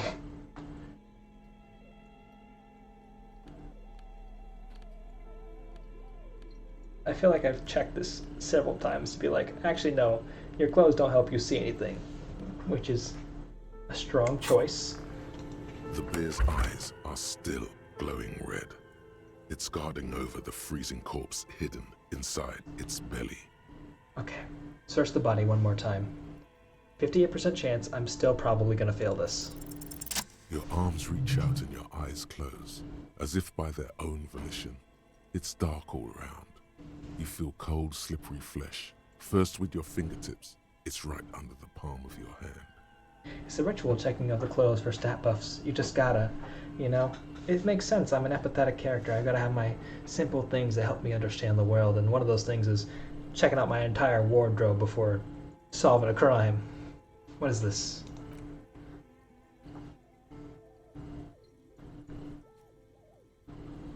His face, his cheeks, his nose, his fat, swollen lips. Like a rubber spider, your gloved hand crawls on his features. Everything is silent, all around. Crawl up his nostrils. They are swollen shut. You need to really push to get in. Well then, push your fingers in. Only the little one fits. The flesh changes shape as you bore in, searching for something in the cartilage. The thing you're looking for, it's not there. Crawl out, spider. Put your finger in his mouth. It's interesting though, the animation for this, even though we can't see it. I guess it's for when oral cavity is cold. Corpse is outside and you can actually see yourself doing this work. Attaches itself to the base of the mouth, lolling around like a scallop. You're on the right track. Play with it. This feels right. The tongue moves freely in the cavity. The mucus of the mouth is slippery, fragile, even through the latex. From the soft meat, teeth are budding. Hard pearls of bone in the gums and in the back of the mouth. Can you feel it? You're so close. Rip his jaws open now. Look in. Open your eyes and look. A vision of black and dark red death, pried open by your hands and studded with teeth. Looks like he's laughing. Death fumes rising from his throat. And there, in the back of his mouth, above the bell of the uvula, right in the soft palate, you see a hole, barely visible to the human eye. It is swollen shut, almost vanished. No larger than 0.4 centimeters in radius, the edges appear darkened. We try not to swear on the stream, but still, fuck yeah. Mm-hmm. Keep going. I thought he was gonna say, he agrees. Fuck yeah. Touch it with your finger, gently. A black trickle of liquid runs into his throat from the wound. Put your finger in. Your index fits right in there. A tight tunnel of flesh opens up. Tissue damage. Wide enough for 2 fingers. As you push both in, you reach through his mouth, right into his brainstem. His brainstem? Yes, that's what this part is called. Ah, thank you, Hangman. You've seen the drawings. You've studied them. Feel around first. The basal ganglia feels clumpy. What entered here has torn apart his reptilian complex. Basal ganglia? The funk soul brother at the back of his head has gone dark forever. Lovely. Your yellow fingers slide into the remains of the limbic system. There is no resistance. It's gelatinous. The slug-like structures are damaged too. The tearing extends deep into both hemispheres. The ululations of the limbic system have ended. All is quiet. There is a cavity cut right up between the hemispheres. The lieutenant answers with the sound of his pen on paper. Push deeper. Your fingers are all the way in now, reaching toward the inside of his skull. The cavity goes further, but the entry wound isn't wide enough for the rest of your hand to follow. All the muscles in your body harden. Time to enter him. Well, punch a hole through his mouth or wriggle in. The cartilage gives in with a crack, like some fruit. Just like that, your hand is in his head. Strange fluid streams down your wrist, and then you feel it with the tip of your finger. Ice cold serrated metal. Its edges cut right through the latex and into your finger. Oh. The pain is barely noticeable under the adrenaline rush. I feel a solid object right under the skull. Can you get to it? He searches his pockets for something. Inspect the skull first. There's a tiny crack. A protrusion in the cranium, right in the back of his head. Your finger must be pointing straight at it, from the inside. It's an infection guaranteed, 100%, absolutely. But I'm wearing gloves. We have the makings of a very small exit wound here. Lieutenant leans closer. Well, this part is just delightfully horrifying. The gloves got cut, but they're still there, you know? You know when you're walking around with your mask in public and you just cut a little bit open? Not all the gas is gonna get in. And the blood comes out. It's not like the blood goes in. You know, it's a push-pull. I push, the other thing pulls. Let's see if I can pull this thing out. It's a 92% chance, but I've failed higher. Take those small victories. The object between your index and middle finger feels sharp, like metal. You press your teeth together. Your jaw is clenched. All you need to do is just... Whisper, I got it. Good, good. The fridge in the background buzzes with excitement. Slowly pull your fingers out. The inside of the head feels cold and smooth, like a glove. Sweat dripping down your brow. Careful not to lose the prize between your fingers. You had a 70% chance in your last time playing you felt like a god, then the game crashed and had to reroll. That's awful. That's so bad. If it makes you feel any better, I had like a 70% chance to succeed on something, and I failed it, and I got a game over because of that, and had to restart the entire first autopsy sequence, which you know is very long. With a plop, your hand emerges from the mouth. The garden glove is covered in blood right up to the wrist. Between your fingers, a small flower, a blossom made of lead. Oh, I love the description. A bullet. Lieutenant puts a small bag, mark evidence under it. Drop it in.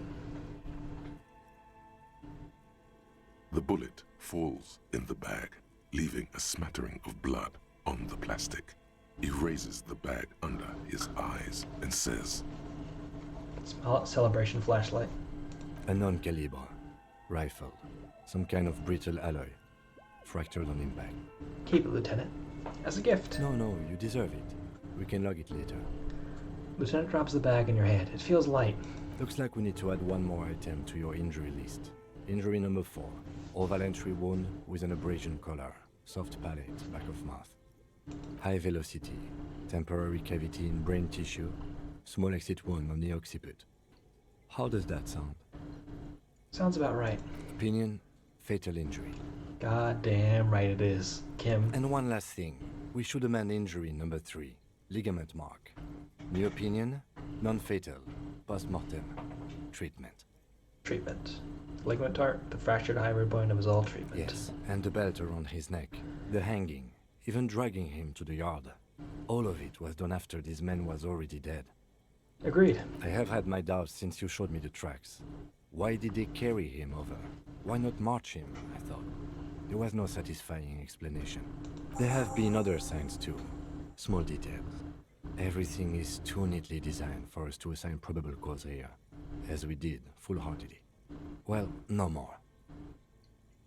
Find the bullet before you get fooled is an interesting phrasing for that.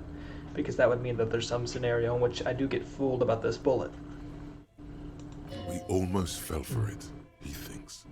Almost. I guess the fool is about the hanging. And we did get fooled about the hanging at first, but we were always suspicious about it, so I guess it's not a fool. Who would do this? That's for us to find out. But this, it will make finding them just a little easier. Why though? To hide something. The real killer? The real motivation? What really happened here? I think I need to wash myself. I did get a small cut on my finger inside of this dead man's body who's been sitting outside for 9 days, festering. Oh, you really do. I am glad to hear you say that. Your room in the Whirling in Rags should come with a bathroom. Be sure to make use of it in the evening. Well, about my bathroom, it's a little bit trashed. But maybe the bullet holds more Yes, answers. We should take a closer look at it. I am certain it has more to tell us. This little thing could reveal much about the weapon that shot it. What happens next? We bag the corpse and carry him to the holding pen of my kinema. I can transport him to processing myself, but I will be gone for the rest of the day. Oh, you'll be gone? What should I do in the meanwhile? Work on the case. Tend to personal matters. Try not to do anything too dangerous. An officer needs backup in a neighborhood like this. I'll leave that choice to you. And one more thing. Great work, detective. He looks you in the eye. The word lingers in the air of the basement. Far away, ice cream makers are buzzing, and the sea wind blows outside. Detective. After you bag the corpse, Lieutenant Kitsuragi will leave the party until tomorrow morning. You can do side tasks, and even the main case, but it might be more difficult. Plan his exit accordingly. Kim compliments equal to best compliments, absolutely. There's just something so sincere about this man saying nice things about us. Tell me something, dead man. Shoot, loony rooney. Oh yeah, I can talk to the corpse because I'm very empathetic. How do you like it in the fridge? I like it a lot, brother. This really is your finest hour. You're a genius. A regular Copperlangelo. Oh, thank you so much. Come back later, Coppo. Amuse yourself with my frank manners and my memento mori features. If possible. Also, see me in your dreams. Yeah, the game plays out differently depending on what kind of character you are. I think you're like a high physical spec, right? Because you have high physical spec, you have high intelligence spec, and you have high emotional spec. The first time I played through, I was high emotional spec, so I don't think I got to do much of this stuff. Or high intelligence spec. This time I'm high emotional spec. Because it's 1940, it's like the end of the day, I'm going to send Kim away with the body because he's only going to be around for another hour and 20 minutes. Alright. Takes out a shiny black body bag and starts pulling the plastic over the dead man's face. I will need a little help carrying him. You take the hands, I'll take the legs. Alright. Bag the corpse and drag it to the motor carriage.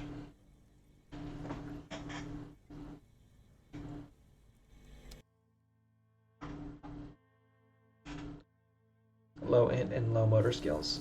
Yeah, they don't have a starting build for motor skills, which makes sense.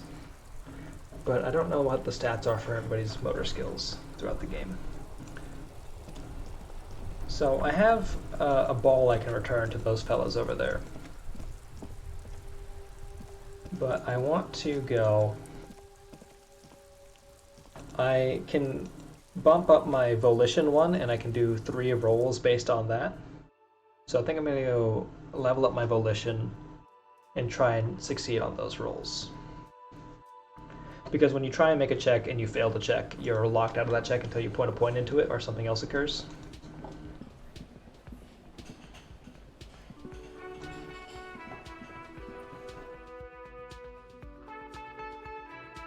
So let me go wash my hands in my bathroom first.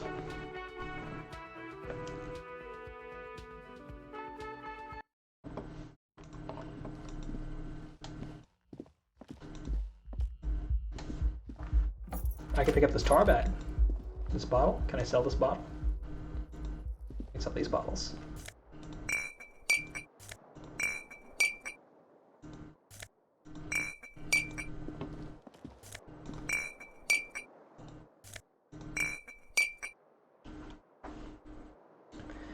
That's definitely a good idea that I don't forget to do until the next morning at all. Hey.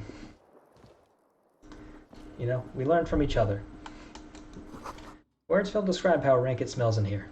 They should have sent a poet. This is not the cleanest bathtub in the world, but it's cleaner than you are right now. Wow. That soap scum smell.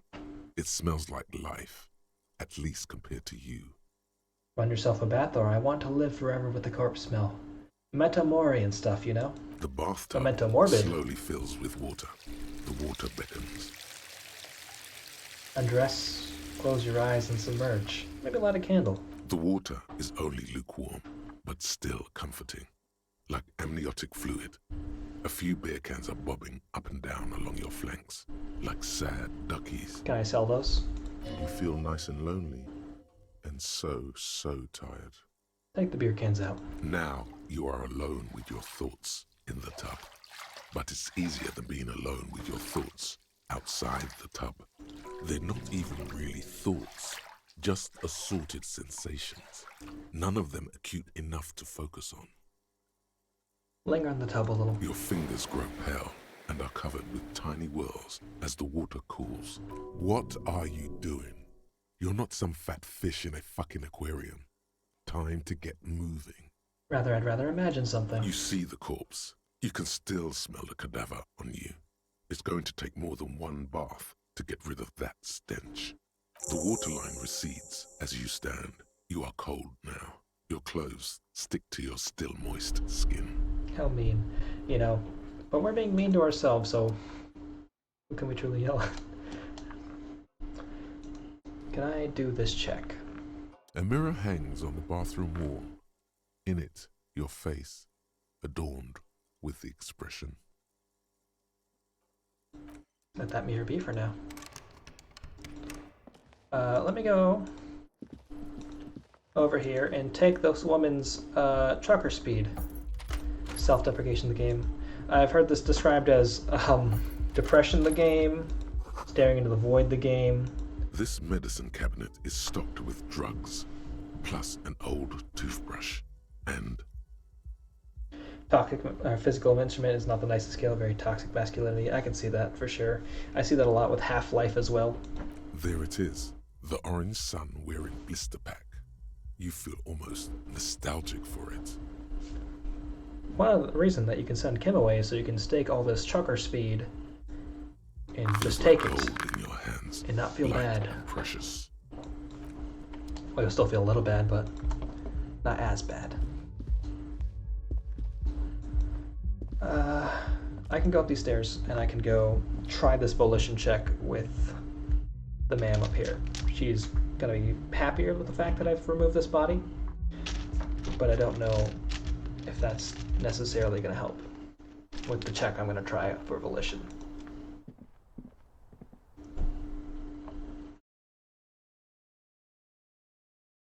I think it will.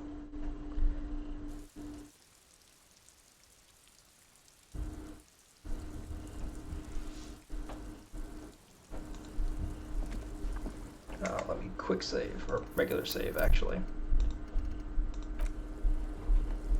Because I've done a lot of stuff out in the world, and you know, it's nice to keep track of your progress. I have a whole lot of skill points, but I need to put another point into volition.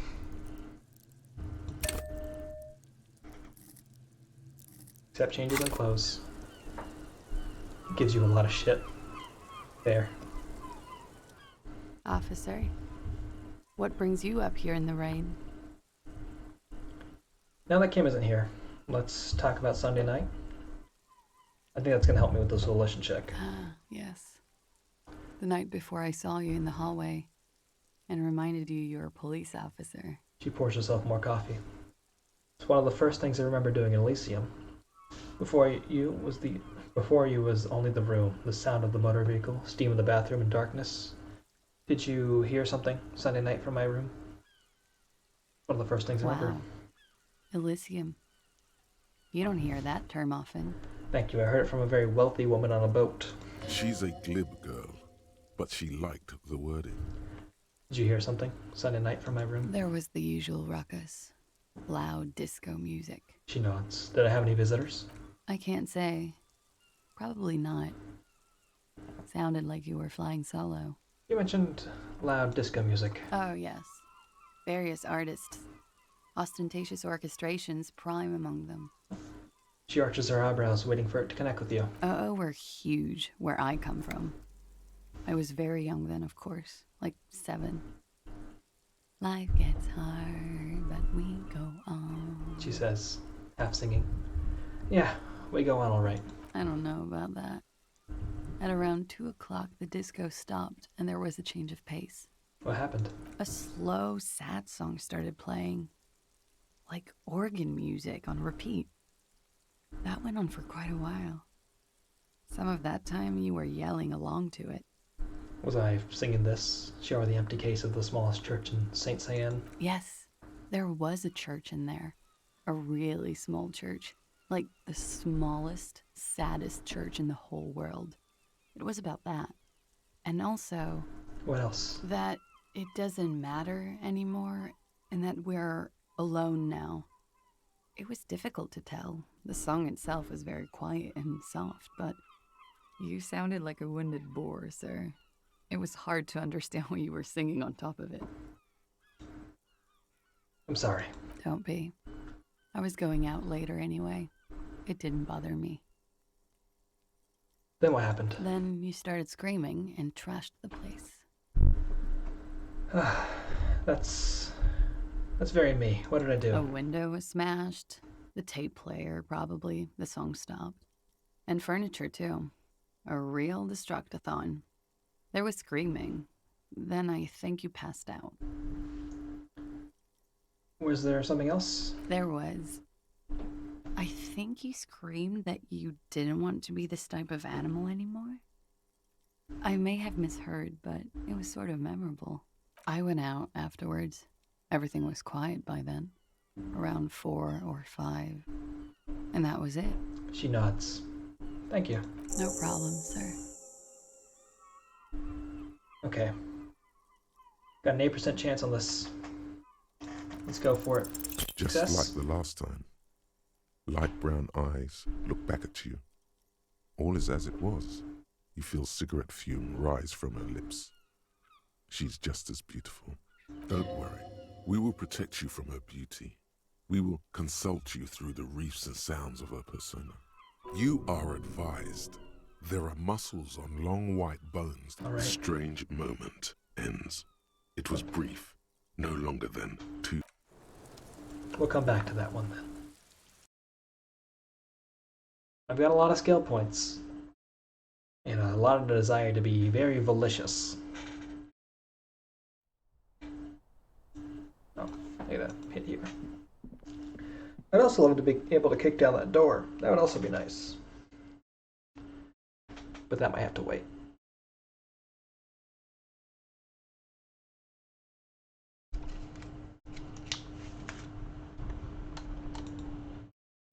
Let's walk out of this room.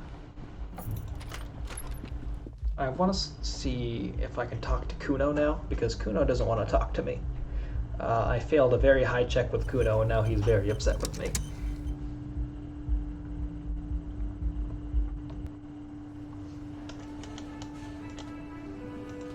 Like, I should have been able to succeed that check, but I just didn't do it.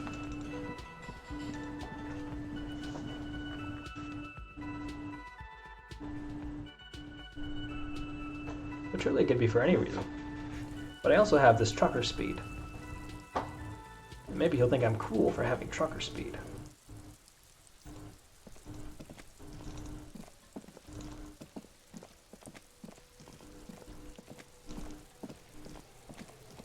Well, he probably has his own. Certainly seems like the type. The kid doesn't even look at you. You're dead to him. It'd be like that sometimes.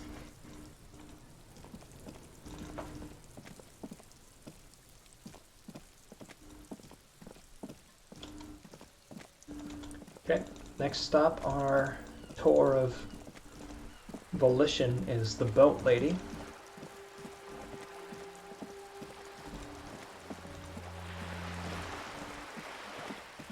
Oh yeah, no, he does not want to talk to me at all. It is not a great look for me.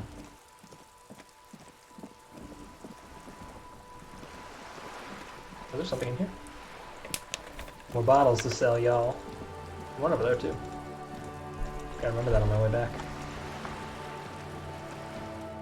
You're back. Good. More lessons in basic reality? Yeah, My favorite part of the day. Go ahead. What world? The only one, I suppose. The world of matter. The camera of her mind glides over the surface. Great bodies of... There is a term of Elysium. It does. A term of hatred that originates, like many such Hey, listen, how you doing? With the Mesk petro-fascists.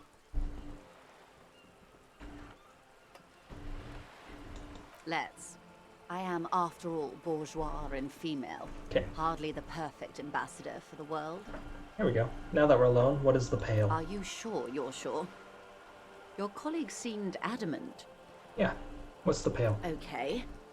The pale is the most dominant geological feature of the world, Detective. The separative tissue between the islas. It is the inter-islary mass. Alright. Kind of tired, but alright. Hey. You know. Sometimes that's what you end up with. I was gonna try and say something better, but I'm also kind of in the same plot. You know, alright. Kind of tired, but alright. I'm glad you stopped by, though. I appreciate it. Yep. Peering over to the side. Just casually glancing. I've been thinking about taking my face and putting more classic Windows, not Windows, iOS emojis over it. Just to see what happens. What is an isola? Iola? Achromatic, odorless, featureless. The pale is the enemy of matter and life. It is not like any other, or anything in the world. It is the transition state of being into nothingness. Commission some emotes. We'll see how those end up. Sounds pretty good. I mean, you already have a pretty solid emote. I don't know if... Yeah, there we go. Yeah. I don't know how it chooses what order to put the emotes in. I'll get them sometime next month. Excited. Is it here? No, detective. We're safe. It begins there, 6,000 kilometers to the north, and even more to the south, east, and west. You are in the middle of the Isla. As your gaze instinctively turns north, a small black pit opens up in your stomach. 6,000 kilometers from the end of the world? Yes. That is enough. Many cities are built much closer. Oh, yeah. Goldfish teeth. Fantastic emo artist. I know a lot of people who use goldfish teeth emotes. I believe Tonberry Cola, Rope Snake, Little Frankie, all fantastic. I also looked into getting some emotes from Goldfish Teeth, but I have to set up a whole bunch of stuff in order to get Etsy to let me do stuff like that. It's been a whole fiasco. Just a real hassle. And point north there. An uproar of matter, darling. Rising into the pale. Rolling. Evaporating even. A great vision. The area of transition between the world and the pale is called Porch Collapse. Porch Collapse, interesting. I think I have access to all of those except for those last three.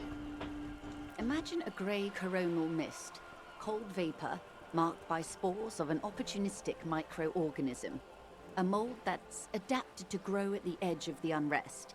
It's the most disco thing you will ever see. She closes her eyes and breathes out heavily. You hear your pulse rise. The air feels caustic and cold suddenly. What are its physical qualities? It's difficult to describe, or even measure. Something whose fundamental property is the suspension of properties. Physical, epistemological, linguistic. Group chat. So you gotta do what I do and just have all my group chats themed around Pitbull, the greatest musician of our time. The further into Pale you travel, the steeper the degree of suspension, right down to the mathematical. Numbers stop working. No one has yet passed the number barrier. It may be impossible. Absolutely, Pitbull is musician. Dale. I didn't look at the camera when I said Dale, but imagine that I did. She looks like Princess Anne. I could see that. She does have a very familiar look to her. If we're surrounded by Pale, how do you get it from Isola to Isola? Iola? I forgot the word. Oh, it is so difficult for us. The lungs deflate. Her words sound like a sigh. A squall of birds. Hardware operating in the harbor. Firm. Self-evident. It is possible to force dimensions on the Pale. In modern times, we can even compress its latitude, bouncing radio waves from one end to the other, shortening the path. But it is still hard for humans to navigate the Pale without getting lost, or having our minds damaged. The Pale can damage the mind. Extensively. How? Some say the damage stems from extreme sensory deprivation. Others argue that Pale somehow consists of past information that's degrading, that it's rarefied past, not rarefied matter. They call it the blend over of the self. The Pale does not only suspend the laws of physics, but also the laws of psychology, maybe history even. The human mind becomes over-radiated by past. What does this radiation feel like? It feels terrible. Absolutely terrible. International standards strictly limit civilian travelers to 6 days of Pale exposure per year. You're not a civilian passenger? No, nameless detective of the Citizens Militia. I am a member of the Entreprenetic Business Class. I'm cleared and trained for 22 days of Pale transit annually. Are you over-radiated? Up to my gills, officer. Lovely. What is entreprenetic? Entreprenetics. is the scientific study of the Pale, or a recent iteration of it by way of Grad. The study of the Pale reaches back 6,000 years. The Pericarnassians called it the Western Plain. Did they cross it, the Western Plain? There are signs of pre-modern crossings. Successful navigation of the Pale relies not just on technical know-how, but intensive psychological preparation. Some of these tactics have been known for thousands of years. Gonna hop off? Have a good stream? Thanks for coming by, Lithid. I really appreciate it. What has Antibiotics changed then? Nothing. We remain powerless before the Pale. The only real advance in Pale transit is the speed with which an aerostatic craft can pierce it. Less exposure leads to less effects later. Nothing from you tonight's stream tomorrow? Exciting. Y'all like horror stuff? Check out Lithid. Also a member of the Clock Tower. Airstatic craft. Hybrid airships, Detective. Conventional rotors or jet engines no longer add velocity after the point of reference for motion is suspended, once you've crossed from near Pale to far Pale. Interesting. In essence, we throw them in and they come out the other end. If we throw them precisely. If we don't? Then they don't. Alright. How much Pale is there compared to the world? The Pale outweighs reality 2 to 1. There is more Pale than there is matter, and the ratio is slipping. Slipping how? What do you think, Detective? Shrinking. There is more and more of the world. It's growing. There is more and more of the Pale. That's the plot to Golden Sun. Precisely. One of the few measurable effects of the Pale is that it is expanding at an unknown rate. Lovely.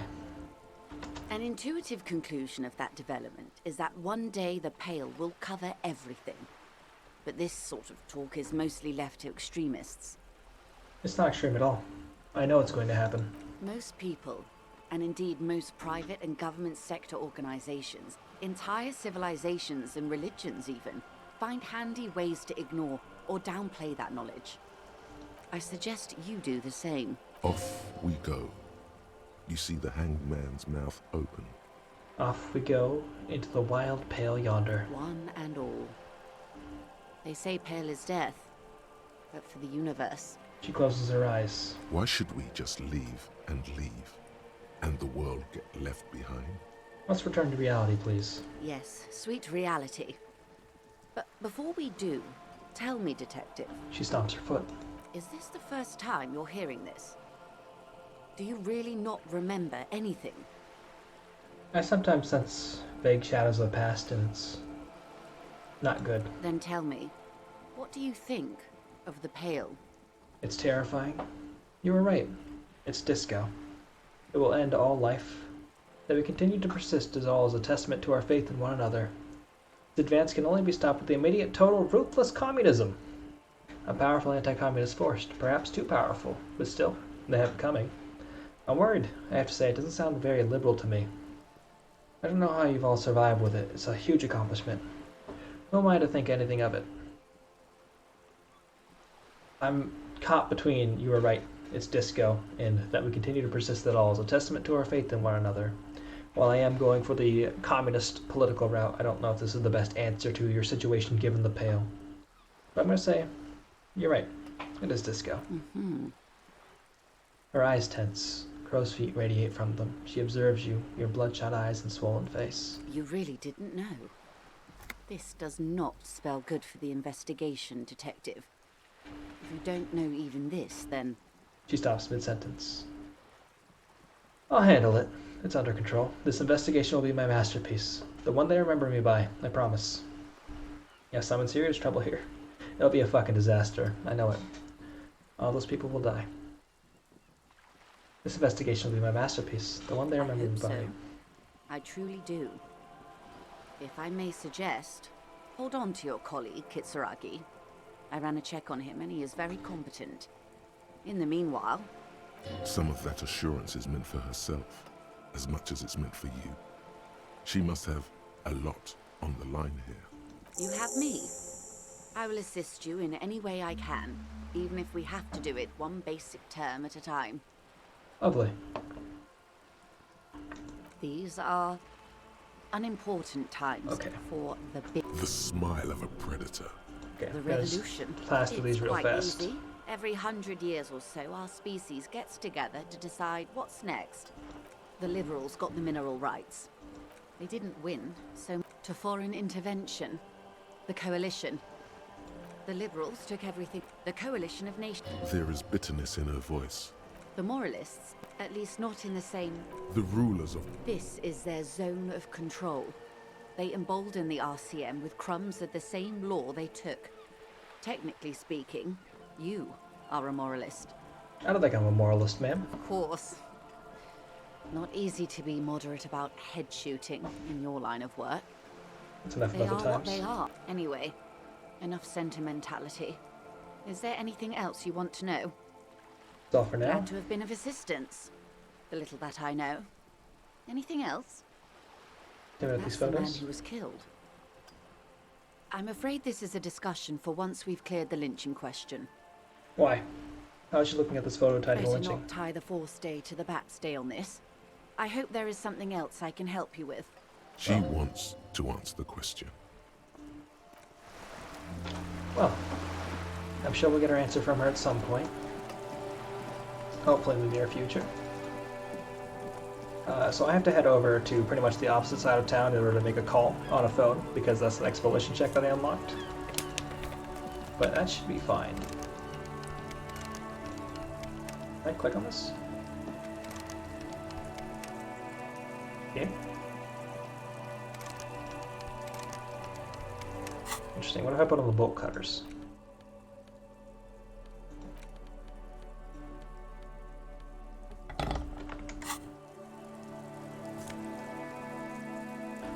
Signal blue naval kill. +1 suggestion, -1 half-life.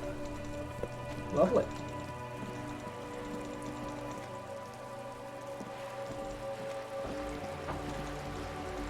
I also bumped up my perception by 3 points, so there's another check I can make over near where the corpse was. But since I think I have a time limit on getting to the phone, I'm gonna rush over there first. Oh wait. Let me make sure these fellas are over here. I thought about... They are over here. You there, sir. I have something to return to you. I like playing in the dark. Sharpens your nocturnal instincts. Feels like being on recon again. I found you guys a new ball. What is this? Are you mocking us? This isn't for pétanque. Now. No need to get angry again, René. I'm sure the officer tried his best. It's not like there's a bull kiosk here in Martinez. Exactly, and I really did try. Trying is worth as much as is accomplished. In this case, almost nothing. Okay. Fine. You try to right a wrong. It's still a gram better than actual nothing. This check is still very hard. Isn't it you tell me about this rifle? It's a Bell McGrave. 4.46 caliber. Breech loading. Revachol made. Good weapon. Accurate and reliable. This one's inoperable. The bolt spring is missing and the mechanism is jammed shut. Still a beauty. Where did you find her? I can't divulge that information just yet. I understand. Unfortunately, I don't know what else to tell you. These BMs are an antique. No one uses them anymore. The ammunition is impossible to find. Lovely. Saw the statue of Philippe III at the roundabout. Ah, yes. King Philip's... Oh, absolutely.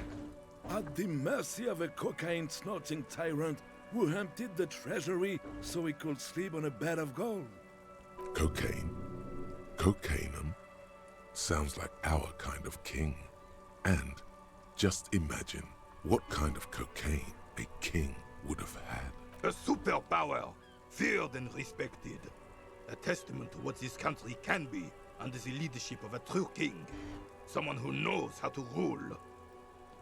What was that about cocaine? Oh, old Philip was a big fan of the purple nose candy the nobility loved so much. A cocaine connoisseur of sorts. His egocentricity is borderline legendary. You can't even take responsibility for yourself. How could you fathom the responsibility weighing on the shoulders of a ruler?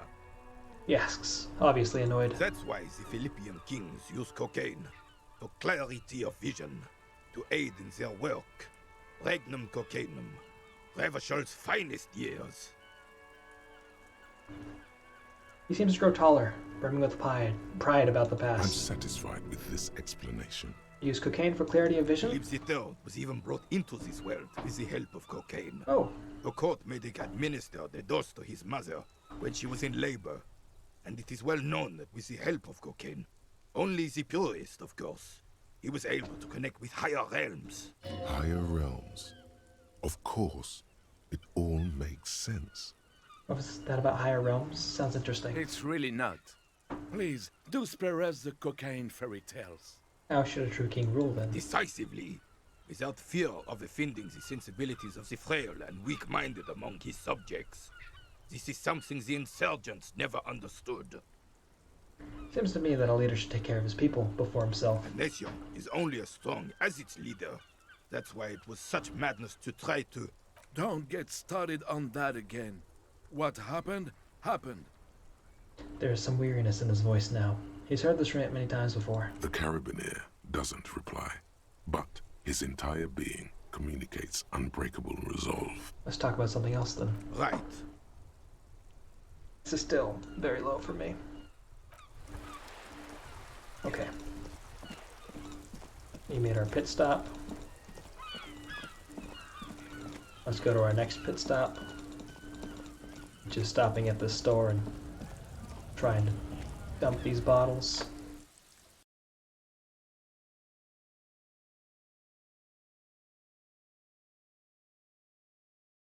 I don't want to buy the tape player without having Kim with me. I believe there's got to be something in the tape player, like a tape. The tear machine stands already in the in corner. there. Your bottles clunk. I do think I have enough to buy the thing though, so that's good.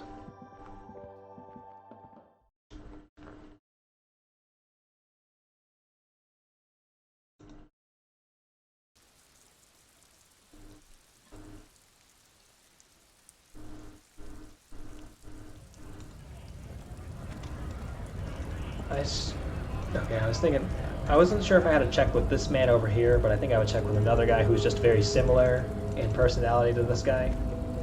This guy's like more of a union man slash drifter, and the other guy is just like a regular old drifter, you know?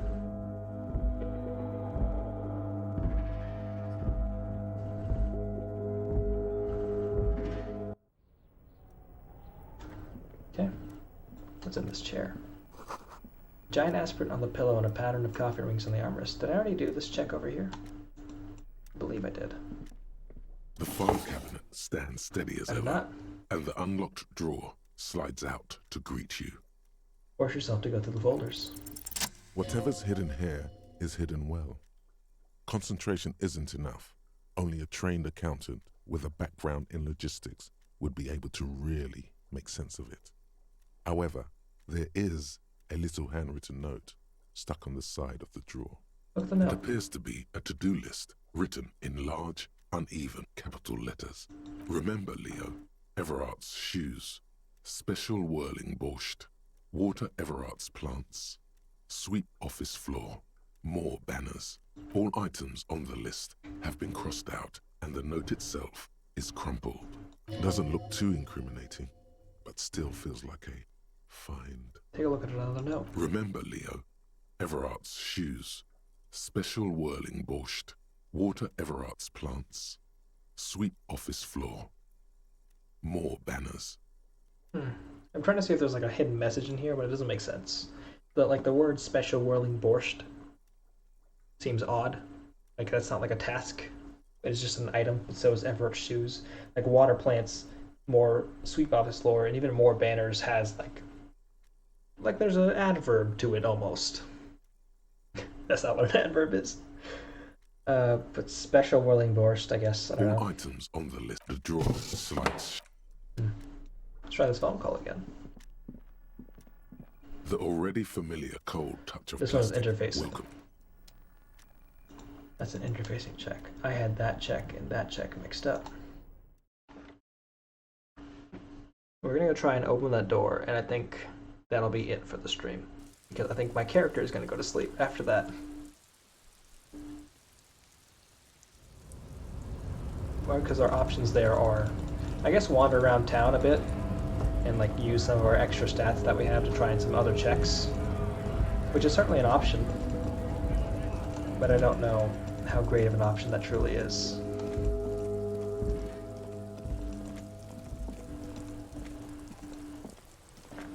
Oh, it's back here.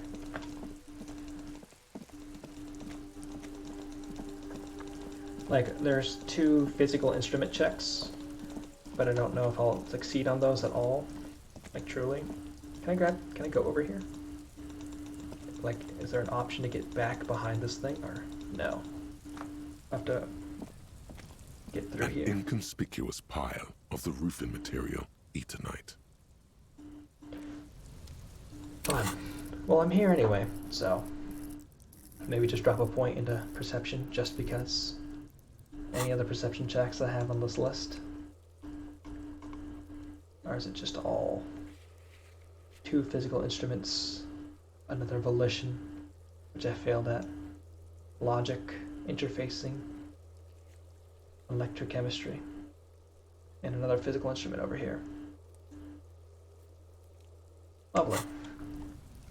Yep, let's just try quick save. I thought since I got that +3 on my, the +3 from the stat, it would unlock the check, but I guess I have to actually do the check. Like I have to actually put a point into perception, which I don't mind doing. We've got a lot of points to spread around. An inconspicuous pile of the roofing material, Eternite. 83%. There's a chance. Because there's a secret door hidden behind the panels of Eternite. That's why they're too orderly. Pull the panels aside. There it is. You see a shabby little door.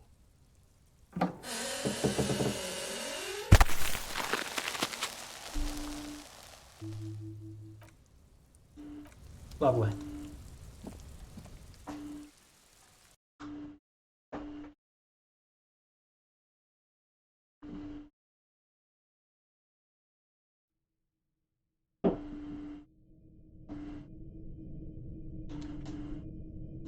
Other stuff in here. A silver plate with traces of bone yellow powder. Be still, my beating heart. It's amphetamine. Sweet amphetamine. Don't like it. Yes, there isn't enough anyway. You'd only be fooling yourself. Truly. Proposer says get out of the way or get fucked up. 40 cents and a bottle. I'll take it.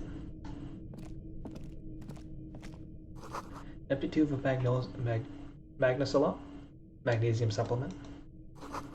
Cured pig's head. Looks mummified.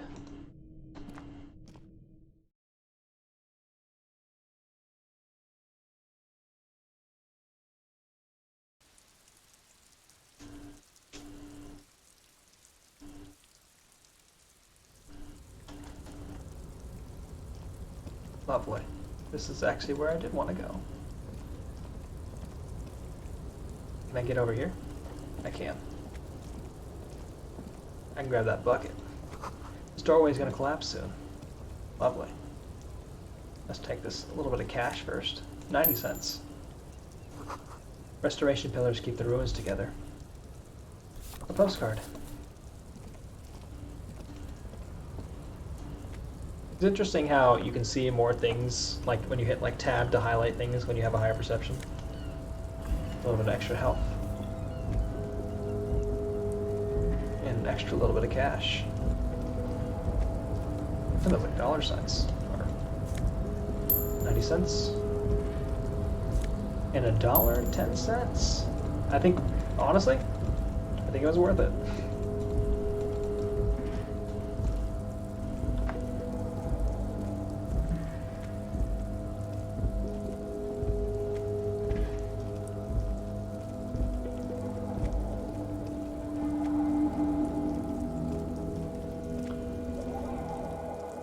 This game is taking a lot longer than I remember it being, because I played through this game for like 16 hours now. And I'm not as far as I remember being, but I think it's because I'm like waiting for the actual text to be read now, rather than like waiting for like just reading the text myself, which makes sense given that it's like fully voice acted now, and like I'm waiting for the voice acting to finish for like everyone who's listening in. Like previously, I was just like reading through everything, and I was just like, I can blaze through this game as fast as I need to. Sound of melting snow dripping off the roof. It's strange. Yeah, you think that makes a huge difference? 100%. I want Kuno to talk to me. The kid. Talk to me, Kuno. Come on. This trash container is locked. The sliding lid has a padlock that says, whirling in rags. There's something in there, not necessarily connected to the case, but still. Why am I looking at your trash container? You're just a trash Maybe container. you're prioritizing it. I should get you open trash container. The lock says, whirling in rags. Maybe the proprietor has the key. Who knows what secrets wait inside? Beware. They're very painful secrets. Alright, Inland Empire, that was a very challenging roll, but alright. Do I not have my bolt cutters equipped? I do have my bolt cutters equipped. This trash can... Okay. Okay. Should I talk to Gart before end of stream? Let's talk to Gart before end of stream. He'll give us key, we'll learn some tragic things about our own past, and just deal with it, you know?